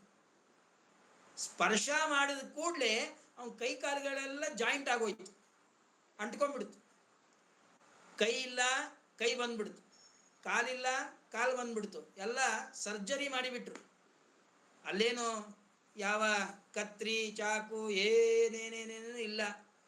ಶಸ್ತ್ರಚಿಕಿತ್ಸೆಯನ್ನು ಮಾಡೋದಕ್ಕೆ ಬೇಕಾಗಿರ್ತಕ್ಕಂಥ ಯಾವ ಸಾಧನಗಳು ಇಲ್ಲ. ಕೇವಲ ಭಗವಂತನನ್ನ ಮುಟ್ಟಿ ಪೂಜೆ ಮಾಡಿರತಕ್ಕಂಥ ತಮ್ಮ ಹಸ್ತದಿಂದ ಆ ಸಾರಂಗಧರನ ದೇಹವನ್ನು ಒಂದು ಸಲಿ ಸ್ಪರ್ಶ ಮಾಡಿದ್ದಕ್ಕಾಗಿ ಅವನ ಎಲ್ಲ ಕೈ ಕಾಲುಗಳೆಲ್ಲ ಚಿಗುರಿದು. ಹೀಗಾಗಿ ಆ ಊರಿಗೆ ಮಳೂರು ಅಂತ ಹೆಸರು ಬಂದಿದೆ. ಇವತ್ತೇನು ನಾವು ಮಳೂರಿಗೆ ಹೋಗ್ತೀವಲ್ಲ, ಅಲ್ಲೇ ನಡೆದಂತಹ ಘಟನೆ ಇದು. ಮೂಳೆತೂರು ಅಂತ ಹೇಳಿ ಆ ಹೆಸರು ಮೊದಲಿಗೆ. ಮೂಳೆಗಳೆಲ್ಲ, ಅವನ ಅವಯವಗಳೆಲ್ಲ ಚಿಗುರುತ್ತಲ್ಲ, ಹೀಗಾಗಿ ಅದನ್ನು ಮೊಳತೂರು ಆ ಮೊಳತೂರು ಹೋಗೇನೆ ಮಾಳೂರು ಆಯ್ತು. ಅಲ್ಲಿ ಭಗವಂತ ಅಪ್ರಮೇಯ ಇದ್ದಾನೆ. ಪುರಂದರದಾಸರು ಹೋಗಿ ಅಲ್ಲಿ ಭಗವಂತನನ್ನ ಕೊಂಡಾಡಿದ್ದಾರೆ. ಆಡಿಸಿದಳೆ ಯಶೋದೆ ಅಂಥೇಳಿ. ಹೀಗೆ ಪವಿತ್ರವಾಗಿರತಕ್ಕಂತಹ ದೇಶ. ಆ ಬ್ರಹ್ಮಣ್ಯ ತೀರ್ಥರು ತಾವು ತಮ್ಮ ಉತ್ತರಾಧಿಕಾರವನ್ನ ವ್ಯಾಸರಾಜರಿಗೆ ಅನುಗ್ರಹವನ್ನ ಮಾಡಿ, ಗುರುಗಳ ಜ್ಞಾನ ಇದನ್ನು ನಾವು ಹೇಗೆ ತಿಳಿಬೇಕು ಅಂದ್ರೆ ಶಿಷ್ಯರ ಮುಖದಿಂದ ತಿಳಿಬೇಕಂತೆ. ಛಾತ್ರೇಣ ಗುರುಮದ್ರಾಕ್ಷಿ, ಶಿಷ್ಯನಿಂದ ಗುರುಗಳ ಪಾಂಡಿತ್ಯ ತಿಳಿಬೇಕು. ಬ್ರಹ್ಮಣ್ಯ ತೀರ್ಥರು ಎಂತಹ ಜ್ಞಾನಿಗಳು, ಎಂತಹ ವಿರಕ್ತರು ಅನ್ನೋದನ್ನ ಅವರ ಶಿಷ್ಯರಾಗಿರತಕ್ಕಂಥ ವ್ಯಾಸರಾಜರಿಂದ ತಿಳಿಯೋದಕ್ಕೆ ಸಾಧ್ಯ. ವ್ಯಾಸರಾಜರಿಗೆ ಆಶ್ರಮವನ್ನು ಕೊಟ್ಟು ಆ ವ್ಯಾಸರಾಜರನ್ನ ತಮ್ಮ ಚಿಕ್ಕಮ್ಮನ ಮಗನಾಗಿರತಕ್ಕಂತಹ ಪೂರ್ವಾಶ್ರಮದಲ್ಲಿ ಚಿಕ್ಕಮ್ಮನ ಮಗನಾಗಿರತಕ್ಕಂತಹ ಶ್ರೀಪಾದರಾಜರ ಬಳಿ ಅಧ್ಯಯನಕ್ಕಾಗಿ ಕಳಿಸಿದ್ದಾರೆ. 12 ವರ್ಷಗಳ ಕಾಲ ನ್ಯಾಯ, ವೇದಾಂತ, ವ್ಯಾಕರಣ, ಮೀಮಾಂಸಾ ಎಲ್ಲವನ್ನೂ ಕೂಡ ಅಧ್ಯಯನವನ್ನು ಮಾಡಿ ಶ್ರೀಮದಾಚಾರ್ಯರ ಸಿದ್ಧಾಂತಕ್ಕೆ ಭದ್ರವಾಗಿರ್ತಕ್ಕಂತಹ ಬುನಾದಿಯಂತೆ ಇರುವಂತಹ ವ್ಯಾಸತ್ರಯಗಳನ್ನು ನಿರ್ಮಾಣ ಮಾಡಿ ಪಂಡಿತರ ಮಂಡಲಿಯಲ್ಲಿಯೇ ಪರಮೋತ್ಕೃಷ್ಟರಾಗಿ ಮೆರೆದಂತಹ ವ್ಯಾಸರಾಜರೇನಿದ್ದಾರೆ, ಆ ವ್ಯಾಸರಾಜರ ಗುರುಗಳು ಅನ್ನೋದೇ ಬ್ರಹ್ಮಣ್ಯ ತೀರ್ಥರ ಒಂದು ದೊಡ್ಡ ಮಹಿಮೆ. ವ್ಯಾಸರಾಜರು ಅವರನ್ನು ಸ್ತೋತ್ರ ಮಾಡ್ತಾರೆ. ವಂದೇ ಬ್ರಹ್ಮಣ್ಯ ತೀರ್ಥಂ ಶುಭತಮ ಚರಿತಂ ಸೇವಿತ ಶ್ರೀ ಸಮೇತಂ ಶಾಂತಂ ದಾಂತಂ ಮಹಾಂತಂ ಗುರುಗುಣ ಭರಿತಂ ಯೋಗಿ ಸಂಗೈರುಪೇತಂ. ಯಾವಾಗಲೂ ಅವರ ಜೊತೆ ಒಳಗೆ ಹಿಂದೆ ಮುಂದೆ ಸುತ್ತಲೂ ಕೂಡ ಅನೇಕ ಸನ್ಯಾಸಿಗಳು ಇರ್ತಿದ್ರಂತೆ. ಯಾವಾಗಲೂ ಭಗವಂತನ ಚಿಂತನೆಯನ್ನು ಮಾಡಬೇಕು, ಯಾವಾಗಲೂ ಪಾಠ ಪ್ರವಚನವನ್ನೇ ಮಾಡಬೇಕು. ಹಾಡು ಹರಟೆ ಹೊಡೆಯೋದೇ ಇಲ್ಲ. ಕಾಮ ಕ್ರೋಧಾದ್ಯತೀತಂ, ಕಾಮ ಕ್ರೋಧ ಲೋಭ ಮೋಹ ಮದ ಮಾತ್ಸರ್ಯಗಳು ಅರಿಷಡ್ ವರ್ಗಗಳನ್ನು ಗೆದ್ದಿದ್ದಾರೆ. ಕುಮತಿಭಿಹಿ ಅಜಿತುಂ ಕಲ್ಮಷಾಂಜೇದಿಪೋತಂ ಧೀರಂ ಭೂದೇವ ಗೀತಂ ಶುಭಜನ ಮಹಿತಂ ಧನ್ಯಮಾನಂ ವಿನೀತಂ. ಸ್ತೋತ್ರ ಮಾಡಿ ಹೇಳ್ತಾರೆ, ಬಿಭ್ರತ್ಯಾಶಾಯ ಚೈಲಂ. ಹೇಗಿದ್ದಾರೆ ನೋಡೋದಕ್ಕೆ ಬ್ರಹ್ಮಣ್ಯ ತೀರ್ಥರನ್ನು ನಾವು ಹೇಗೆ ಉಪಾಸನೆಯನ್ನ ಮಾಡಬೇಕು. ಬಿಭ್ರತ್ ಕಾಷಾಯ ಚೈಲಂ. ಚೈಲ ಅಂದ್ರೆ ವಸ್ತ್ರ, ಬಟ್ಟೆ. ಕಾಷಾಯ ಬಟ್ಟೆಯನ್ನ, ಕಾವಿ ಬಟ್ಟೆಯನ್ನ ಧಾರಣೆ ಮಾಡಿದ್ದಾರೆ. ಅದು ಕಾವಿ ಕೆಂಪು ಏನು ತೋರಿಸತ್ತಂದ್ರೆ ವೈರಾಗ್ಯದ ಪ್ರತಿನಿಧಿ, ವೈರಾಗ್ಯವನ್ನು ಸೂಚನೆ ಮಾಡುತ್ತದೆ. ವಿಷಯ ಪದಾರ್ಥಗಳಲ್ಲಿ ಪರಮ ವಿರಕ್ತರಾಗಿದ್ದಾರೆ. ವಿಲಸಿತ ತುಳಸಿ ಪಂಕಜಾಕ್ಷಾದಿಮಾಲಂ.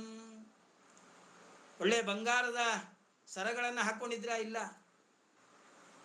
ಒಳ್ಳೆ ತುಳಸಿ ಮಣಿಗಳು, ತಾಮ್ರದಿಂದ ನಿರ್ಮಾಣ ಮಾಡಿರತಕ್ಕಂತಹ ತುಳಸಿ ಮಾಲೆಗಳನ್ನು, ತುಳಸಿ ಹಾರವನ್ನು ಹಾಕಿಕೊಂಡಿದ್ದಾರೆ. ಕಮಲಾಕ್ಷಿ ಮಾಲೆಗಳನ್ನು ಧಾರಣೆ ಮಾಡಿದ್ದಾರೆ. ದೂತಾಜ್ಞಾನ ಗಜಾಲಂ. ಯಾರು ತಮ್ಮ ಭಕ್ತರಿದ್ದಾರೆ ಅವರ ಅಜ್ಞಾನ ಜಾಲಂ, ವಿಪರೀತ ಜ್ಞಾನ, ಸಂಶಯ ಜ್ಞಾನಗಳೆಂಬ ಜಾಲವನ್ನ ಪರಿಹಾರ ಮಾಡತಕ್ಕಂಥದ್ದು.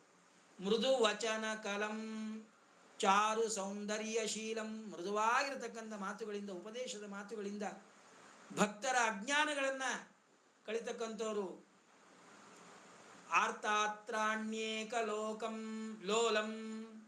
ಯಾರು ಏನು ಇಲ್ಲ ಅಂತ ಬರ್ತರಿಯೋ, ಯಾರು ಅರ್ಥರಾಗಿ ಪ್ರಾರ್ಥನೆ ಮಾಡಿಕೊಂಡು ಬರ್ತರಿಯೋ ಅವರಿಗೆ ಅವರ ದುಃಖವನ್ನ ಅಳಿಸಿ ಅವರಿಗೆ ಸಂತೋಷವನ್ನ ಪಡಿಸ್ತಕ್ಕಂಥವ್ರು. ಪ್ರಣತ ಮುನಿಕುಲಂ.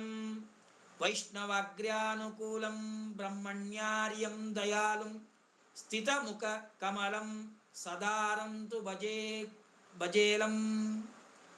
ಅವರ ಬೃಂದಾವನವನ್ನ ನೋಡಿದ್ರೆ ಸಾಕು, ಸೇವಾದಿಗಳನ್ನು ಮಾಡಿದ್ರೆ ಸಾಕು, ಅನೇಕ ವಿಧವಾಗಿರತಕ್ಕಂತಹ ಫಲ ಆಗ್ತದೆ. ಮುಖ್ಯವಾಗಿ ಆರೋಗ್ಯ ಸಿಗ್ತದೆ. ಈಗ ಎಲ್ಲ ಜನರಿಗೆ ಇರುವಂತಹ ದೊಡ್ಡ ಸಮಸ್ಯೆ ಅಂತಂದ್ರೆ ಆರೋಗ್ಯದ ಸಮಸ್ಯೆ. ಆ ಆರೋಗ್ಯ ಸಿಗಬೇಕಂದ್ರೆ ಆರೋಗ್ಯಂ ಭಾಸ್ಕರಾದಿಚ್ಛೇತ್, ಸೂರ್ಯನ ಉಪಾಸನೆಯನ್ನು ಮಾಡಬೇಕಂತೆ. ಹೀಗಾಗಿ ಸೂರ್ಯನ ಅವತಾರಭೂತರಾಗಿರ್ತಕ್ಕಂಥ ಬ್ರಹ್ಮಣ್ಯ ತೀರ್ಥರ ಉಪಾಸನೆಯನ್ನು ಮಾಡಿದರೆ ಒಳ್ಳೆ ಆಯುರಾರೋಗ್ಯಾದಿಗಳು ಸಿಗ್ತದೆ. ಅದಕ್ಕಾಗಿ ವ್ಯಾಸರಾಜರು ಹೇಳ್ತಾರೆ, ಯದ್ ಬೃಂದಾವನ ದರ್ಶನೇನ ನಿತರಾಂ ಪಾಪಾನಿ ಯಾಂತಿಕ್ಷಯಂ. ಕೇವಲ ಬೃಂದಾವನವನ್ನ ದರ್ಶನ ಮಾಡಿದ್ರೆ ಸಾಕು, ನಮ್ಮ ಎಲ್ಲ ವಿಧವಾದ ಪಾಪಗಳು ಪರಿಹಾರವಾಗ್ತದೆ. ಯದ್ ಬೃಂದಾವನ ಮೃತ್ತಿಕಾ ಸುವಿಧೃತ ತಾಪತ್ರಯಧ್ವಂಸಿನಿ.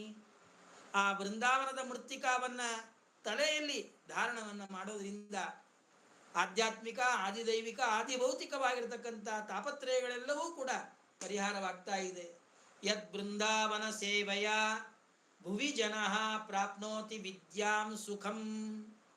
ಆ ಬೃಂದಾವನವನ್ನ ಸೇವಾ ಮಾಡೋದ್ರಿಂದ, ನಮಸ್ಕಾರಾದಿ ರೂಪವಾದ ಸೇವಾವನ್ನ ಮಾಡೋದ್ರಿಂದ ವಿದ್ಯಾ ಸುಖ ಎರಡೂ ಕೂಡ ಸಿಗ್ತಾ ಇದೆ. ಸರ್ವಾರಿಷ್ಟ ನಿವೃತ್ತಯೇಸ್ತು ಸಚಮೇ ಬ್ರಹ್ಮಣ್ಯ ತೀರ್ಥೋ ಗುರು. ಎಲ್ಲ ವಿಧವಾಗಿರ್ತಕ್ಕಂಥ ಅಭಿಷ್ಟಗಳನ್ನ ಬ್ರಹ್ಮಣ್ಯ ತೀರ್ಥರು ಅವರ ಸೇವೆಯನ್ನ ಮಾಡತಕ್ಕಂತಹ ಭಕ್ತರಿಗೆ ಕರುಣಿಸ್ತಾ ಇದ್ದಾರೆ. ಅಂತಹ ಗುರುಗಳ ಸೇವೆಯನ್ನ ಮಾಡಬೇಕು. ಕುಷ್ಠಶ್ವೇತೋರು ಗುಲ್ಮ ಕ್ಷಯ ಕಠಿಣತರ ವ್ಯಾಧಿ ವೈದ್ಯಾಧಿನಾಥಃ. ವೈದ್ಯಾಧಿನಾಥಃ, ಎಲ್ಲ ವೈದ್ಯರಿಗೂ ಕೂಡ ಅಧಿನಾಥರು, ಸ್ವಾಮಿ. ವೈದ್ಯರಲ್ಲೇ ಚಕ್ರವರ್ತಿಗಳು. ಎಲ್ಲ ವಿಧವಾಗಿರ್ತಕ್ಕಂಥ ರೋಗಗಳು ಪರಿಹಾರ ಆಗ್ತದೆ ಇವ್ರ ಹತ್ರ ಹೋದ್ರೆ. ಕೆಲವೊಂದು ರೋಗಗಳು ಜನ್ಮಕ್ಕೆ ಅಂಟಿದ್ದು ಹೋಗೋದೇ ಇಲ್ಲ. ಕುಷ್ಠ, ಶ್ವೇತ ಕುಷ್ಠಾದಿ ಪಾಪ, ಅದನ್ನ ಕ್ಷಯ, ರಾಜಯಕ್ಷ್ಮಾದಿ ಅನೇಕ ರೋಗಗಳೇನಿದೆ ಆ ಎಲ್ಲ ರೋಗಗಳು ಈ ಯಾವ ಬ್ರಹ್ಮಣ್ಯ ತೀರ್ಥರ ವೃಂದಾವನದ ದರ್ಶನ ಸೇವಾದಿಗಳಿಂದ ಪರಿಹಾರವಾಗ್ತದೆ. ಭೂತ ಪ್ರೇತ ಗೃಹೋಚ್ಚಾಟನ ಕುಶಲ ಮಹಾಮಂತ್ರ ಮೂರ್ತಿ ಮುನೀಂದ್ರ. ಎಲ್ಲ ಭೂತ ಪ್ರೇತ ಪಿಶಾಚಿಗಳನ್ನ ಓಡಿಸುವಂತಹ ಸಾಮರ್ಥ್ಯ ಈ ಯಾವ ಬ್ರಹ್ಮಣ್ಯ ತೀರ್ಥರಿಗಿದೆ. ಅಂತಹ ಜ್ಞಾನಿಗಳು ಸರ್ವಾಭಿಷ್ಟ ಪ್ರದಾತ ಸರಸ ಹೃದಯ. ಒಳ್ಳೆ ಎಲ್ಲರಲ್ಲಿಯೂ ಕೂಡ ಸೌಹಾರ್ದದಿಂದ ಅನುಗ್ರಹವನ್ನ ಮಾಡುವಂತಹ ಮನಸ್ಸುಳ್ಳವರು. ಪುಣ್ಯ ಚಾರಿತ್ರ್ಯ ರಾಮ ಭೂಯಾತ್ ಬ್ರಹ್ಮಣ್ಯ ತೀರ್ಥ ಗುರುಕುಲ ತಿಲಕ ಭೂಯಸೆ ಶ್ರೇಯಸೇನಃ. ಅಂತಹ ಬ್ರಹ್ಮಣ್ಯ ತೀರ್ಥರು ನಮಗೆ ಒಳ್ಳೆಯದನ್ನು ಮಾಡಲಿ, ಮೋಕ್ಷ ಮಾರ್ಗವನ್ನ ತೋರಿಸ್ಲಿ ಅಂತ ಅವರಲ್ಲಿ ಪ್ರಾರ್ಥನೆಯನ್ನು ಮಾಡೋದು. ಶ್ರೀನಿವಾಸ ತೀರ್ಥರು ಅಂತ ಹೇಳಿ ಅವರ ಶಿಷ್ಯರು, ಪರಂಪರೆಯಲ್ಲಿ ಬಂದವರು ಬ್ರಹ್ಮಣ್ಯ ತೀರ್ಥರನ್ನ ಸ್ತೋತ್ರ ಮಾಡ್ತಾ ಫಲಶ್ರುತಿಯನ್ನು ಹೇಳ್ತಾರೆ. ಬೃಂದಾವನದ ದರ್ಶನ ಸ್ಪರ್ಶನ ಸೇವಾದಿಗಳನ್ನು ಮಾಡೋದ್ರಿಂದ ಎಲ್ಲ ವಿಧವಾಗಿರ್ತಕ್ಕಂಥ ರೋಗಗಳ ಪರಿಹಾರ ಆಗ್ತದೆ. ವೃಂದಾವನಾಂತರಗತೋ ಬ್ರಹ್ಮಣ್ಯ ರಾಡಿಹ ಯಾವತ್ ದದಾತಿ ಭಕ್ತೇಭ್ಯ ತಾವತ್ ನೈವ ಸುರದ್ರುಮಃ. ನಮಗೆ ಬೇಡಿದ್ದನ್ನೆಲ್ಲವನ್ನು ಕೊಡ್ತಕ್ಕಂಥದ್ದು ಕಲ್ಪವೃಕ್ಷ. ಆದರೆ ಬ್ರಹ್ಮಣ್ಯ ತೀರ್ಥರ ವೃಂದಾವನದ ಮುಂದೆ ನಿಂತು ಭಕ್ತಿಯಿಂದ ಪ್ರಾರ್ಥನೆ ಮಾಡಿದ್ರೆ ಬ್ರಹ್ಮಣ್ಯ ತೀರ್ಥರು ಏನು ಕೊಡ್ತಾರೆಯೋ ಅಷ್ಟನ್ನ ಕಲ್ಪವೃಕ್ಷ, ಕಾಮಧೇನು, ಚಿಂತಾಮಣಿಗಳು ಕೊಡೋಕೆ ಸಾಧ್ಯ ಇಲ್ಲ, ಅಷ್ಟು ಕೊಡ್ತಾರಂತೆ. ಕಲ್ಪವೃಕ್ಷ, ಕಾಮಧೇನು, ಚಿಂತಾಮಣಿಗಿಂತಲೂ ಕೂಡ ಒಂದು ಗುಲ್ಗಂಜಿ ಹೆಚ್ಚು ಬ್ರಹ್ಮಣ್ಯ ತೀರ್ಥರು. ಅದಕ್ಕೆ ಒಬ್ಬ ಕವಿ ಹೇಳ್ತಾನೆ, ಕಲ್ಪವೃಕ್ಷ ಇದಕ್ಕೆಷ್ಟು ಶಕ್ತಿ ಅಂತಂದ್ರೆ ಕಲ್ಪಿತಮೇವ ಸೂತೆ. ನಾವು ಕಲ್ಪವೃಕ್ಷದ ಮುಂದೆ ನಿಂತು ಏನು ಕೇಳ್ಕೊಂತೀವೋ ಅದು ಕೊಡ್ತದೆ. ಇದರಂತೆ ಕಾಮಧೇನು, ಚಿಂತಾಮಣಿಗಳು ಕೂಡ ಅವುಗಳ ಮುಂದೆ ನಿಂತು ನಾವು ಏನು ಬೇಕು ಅಂತ ಕೇಳ್ತೀವೋ ಅವುಗಳನ್ನು ಕೊಡ್ತವೆ. ಹೊರತು ನಮಗೆ ಯಾವುದು ಬೇಕಾಗಿದೆ, ನಾವು ಕೇಳದೇ ಇದ್ರೂ ಕೂಡ ನಮಗೆ ಬೇಕಾದದ್ದನ್ನು ಕೊಡುವಂತಹ ಶಕ್ತಿ ಇದು ಬ್ರಹ್ಮಣ್ಯ ತೀರ್ಥರಿಗಿದೆ. ನಮ್ಮ ಮನಸ್ಸಿನಲ್ಲಿ ಏನಿದೆ, ನಾವು ಕೇಳಬೇಕು ಅಂತಲೇ ಇಲ್ಲ, ನಮ್ಮ ಮನಸ್ಸಿನಲ್ಲಿ ಏನಿದೆ ಅದನ್ನು ತಿಳಿದು ಅದನ್ನೂ ಕೂಡ ಬ್ರಹ್ಮಣ್ಯ ತೀರ್ಥರು ನಮಗೆ ಕೊಡ್ತಾರೆ. ಅಂತಹ ಕರುಣಾಶಾಲಿಗಳು. ತತ್ಸೇವನಾಚರೇತ್ ಪಂಗುಹು. ಬ್ರಹ್ಮಣ್ಯ ತೀರ್ಥರನ್ನು ಯಾರು ಸೇವಾ ಮಾಡ್ತಾರೆ, ಏನೋ ಆಕ್ಸಿಡೆಂಟಲ್ಲಿ ಕಾಲು ಹೋಗಿಬಿಡ್ತದೆ, ಕೈ ಹೋಗಿಬಿಡ್ತದೆ, ಏನು ಮಾಡಬೇಕು? ಹೇಗೆ ಸಾರಂಗಧರನಿಗೆ ಹೋದಂತಹ ಕೈ ಕಾಲುಗಳನ್ನು ಮತ್ತೆ ಕೇವಲ ಅಮೃತಮಯವಾದ ಕರಸ್ಪರ್ಶನದಿಂದ ಮತ್ತೆ ಕೊಟ್ಟರು, ಹಾಗೆ ಯಾರು ಇವರ ವೃಂದಾವನವನ್ನ ಸೇವಾ ಮಾಡ್ತಾರೆ ಅವರು ಕುಂಟ್ರಾಗಿತ್ತು ಅಂತಂದ್ರೆ ಅವರಿಗೆ ಕಾಲು ಬರ್ತದೆ, ಅವರು ಚೆನ್ನಾಗಿ ಅಡ್ಡಾಡ್ತಾರೆ. ಕಂಜಶ್ಚ ಕರವಾನ್ ಭವೇತ್. ಯಾರು ಚೊಂಚ ಕೈ ಮುರಿದು ಹೋಗಿರುತ್ತದೆ ಅವನು ಭಕ್ತಿಯಿಂದ ಇವರ ವೃಂದಾವನವನ್ನು ಸೇವಾ ಮಾಡಿದ್ರೆ ಅವ್ರಿಗೆ ಕೈ ಬರ್ತದೆ. ಕುಷ್ಠವಿಹೀನ ಸ್ಯಾತ್. ಶ್ವೇತ ಕುಷ್ಠ ಮೈಯೆಲ್ಲ ತೊಂದು ಬಂದಿರುತ್ತದೆ, ಯಾರು ಅವನನ್ನ ಮುಟ್ಟಿಸಿಕೊಳ್ತಾ ಇರೋದಿಲ್ಲ, ಅಸ್ಪೃಶ್ಯರಂತೆ ನೋಡ್ತಾ ಇರ್ತಾರೆ. ಅಂಥವರು ಈ ವೃಂದಾವನವನ್ನ ಸೇವೆಯನ್ನ ಮಾಡಿದ್ರೆ ಅವರಿಗೆ ಕುಷ್ಠಾದಿ ರೋಗಗಳು ಪರಿಹಾರ ಆಗ್ತದೆ. ಬದಿರಹ ಶುಣಿಯಾತ್ ಸುಖಂ. ಕಿವಿ ಇಲ್ಲ, ಕಿವುಡ, ಏನು ಕೇಳಿಸೋದಿಲ್ಲ, ಏನ್ ಮಾಡಬೇಕು? ಅವರು ಸೇವಾ ಮಾಡಿದ್ರೆ ಕಿವಿ ಬರ್ತದೆ, ಸುಖವಾಗಿ ಎಲ್ಲಾ ಮಾತುಗಳು ಕೇಳಿಸುತ್ತೆ. ಬ್ರಹ್ಮಣ್ಯ ತೀರ್ಥಾಯ ನಮಃ ಇತ್ಯಷ್ಟಾಕ್ಷರ ಸುಸನ್ಮಿತಂ ಓಂಕಾರ ಪೂರ್ವಕಂ ನಿತ್ಯಂ ಜಪತಾಂ ಕಿನ್ನು ದುರ್ಲಭಂ. ಯಾರು ಬ್ರಹ್ಮಣ್ಯ ತೀರ್ಥಾಯ ನಮಃ, ಓಂ ಬ್ರಹ್ಮಣ್ಯ ತೀರ್ಥಾಯ ನಮಃ ಅಂತ ಹೇಳಿ ಜಪವನ್ನು ಮಾಡ್ತಾರೆಯೋ ಅವರಿಗೆ ಜೀವನದಲ್ಲಿ ಏನು ಸಿಗೋದಿಲ್ಲ, ಎಲ್ಲವೂ ಸಿಗುತ್ತೆ. ಏ ವಾಂಚತಿ ಯಂ ಕಾಮಂ ತೇ ತೇ ತಂ ತಂ ಸಮಾಪ್ನುಯು. ಏನೇನು ಅಪೇಕ್ಷೆ ಮಾಡ್ತಾರೆಯೋ ಅದೆಲ್ಲವೂ ಕೂಡ ಈ ಬ್ರಹ್ಮಣ್ಯ ತೀರ್ಥರ ವೃಂದಾವನ ದರ್ಶನ, ಬ್ರಹ್ಮಣ್ಯ ತೀರ್ಥರ ಸ್ಮರಣೆ, ಬ್ರಹ್ಮಣ್ಯ ತೀರ್ಥರ ನಮಸ್ಕಾರಾದಿ ಸೇವೆಗಳು ಆ ಎಲ್ಲ ವಿಧವಾಗಿರ್ತಕ್ಕಂತಹ ಫಲವನ್ನ ತಂದುಕೊಡ್ತಾ ಇದೆ. ಅಂತಹ ಬ್ರಹ್ಮಣ್ಯ ತೀರ್ಥರು ಮಹಾಜ್ಞಾನಿ ವರೇಣ್ಯರು. ಇವರ ಆರಾಧನಾ ಇವತ್ತು ಅಬ್ಬೂರಿನಲ್ಲಿ ಬಹಳ ವಿಜೃಂಭಣೆಯಿಂದ ನಡೀತಾ ಇದೆ. ನಾಳೆ ನಾಡಿದ್ದು ವಿಜೃಂಭಣೆಯಿಂದ ನಡೀತದೆ. ಅಂತಹ ಬ್ರಹ್ಮಣ್ಯ ತೀರ್ಥರು ನಮಗೂ ನಿಮಗೂ ಎಲ್ಲರಿಗೂ ಕೂಡ ಉತ್ತಮವಾಗಿರತಕ್ಕಂಥ ಭಗವಂತನ ಜ್ಞಾನವನ್ನ ಕೊಟ್ಟು ಸನ್ಮಾರ್ಗದಲ್ಲಿ ನಮ್ಮನ್ನು ಕೂಡ ನಡೆಸಲಿ ಅಂತ ಅವರಲ್ಲಿ ಪ್ರಾರ್ಥನೆಯನ್ನು ಮಾಡುತ್ತಾ ಇವತ್ತಿನ ಪ್ರವಚನ ಹರೇ ನಮಃ ಶ್ರೀ ಕೃಷ್ಣಾರ್ಪಣಮಸ್ತು. ಸರ್ವೇಂದ್ರಿಯ ಪ್ರೇರಕೇಣ ಶ್ರೀ ಪ್ರಾಣಪತಿರೀರಿತಃ ಯಥವೋಚ ಮುನಂತೇನ ಪ್ರಿಯತಾಂಕಮಲಾಲಯ ಮದ್ವೇಷಾರ್ಪಣಮಸ್ತು. ಶ್ರೀಕೃಷ್ಣಾರ್ಪಣಮಸ್ತು. ಎಲ್ಲರಿಗೂ ನಮಸ್ಕಾರ ಆಗಲಿ. ದೇವರೆಲ್ಲರಿಗೂ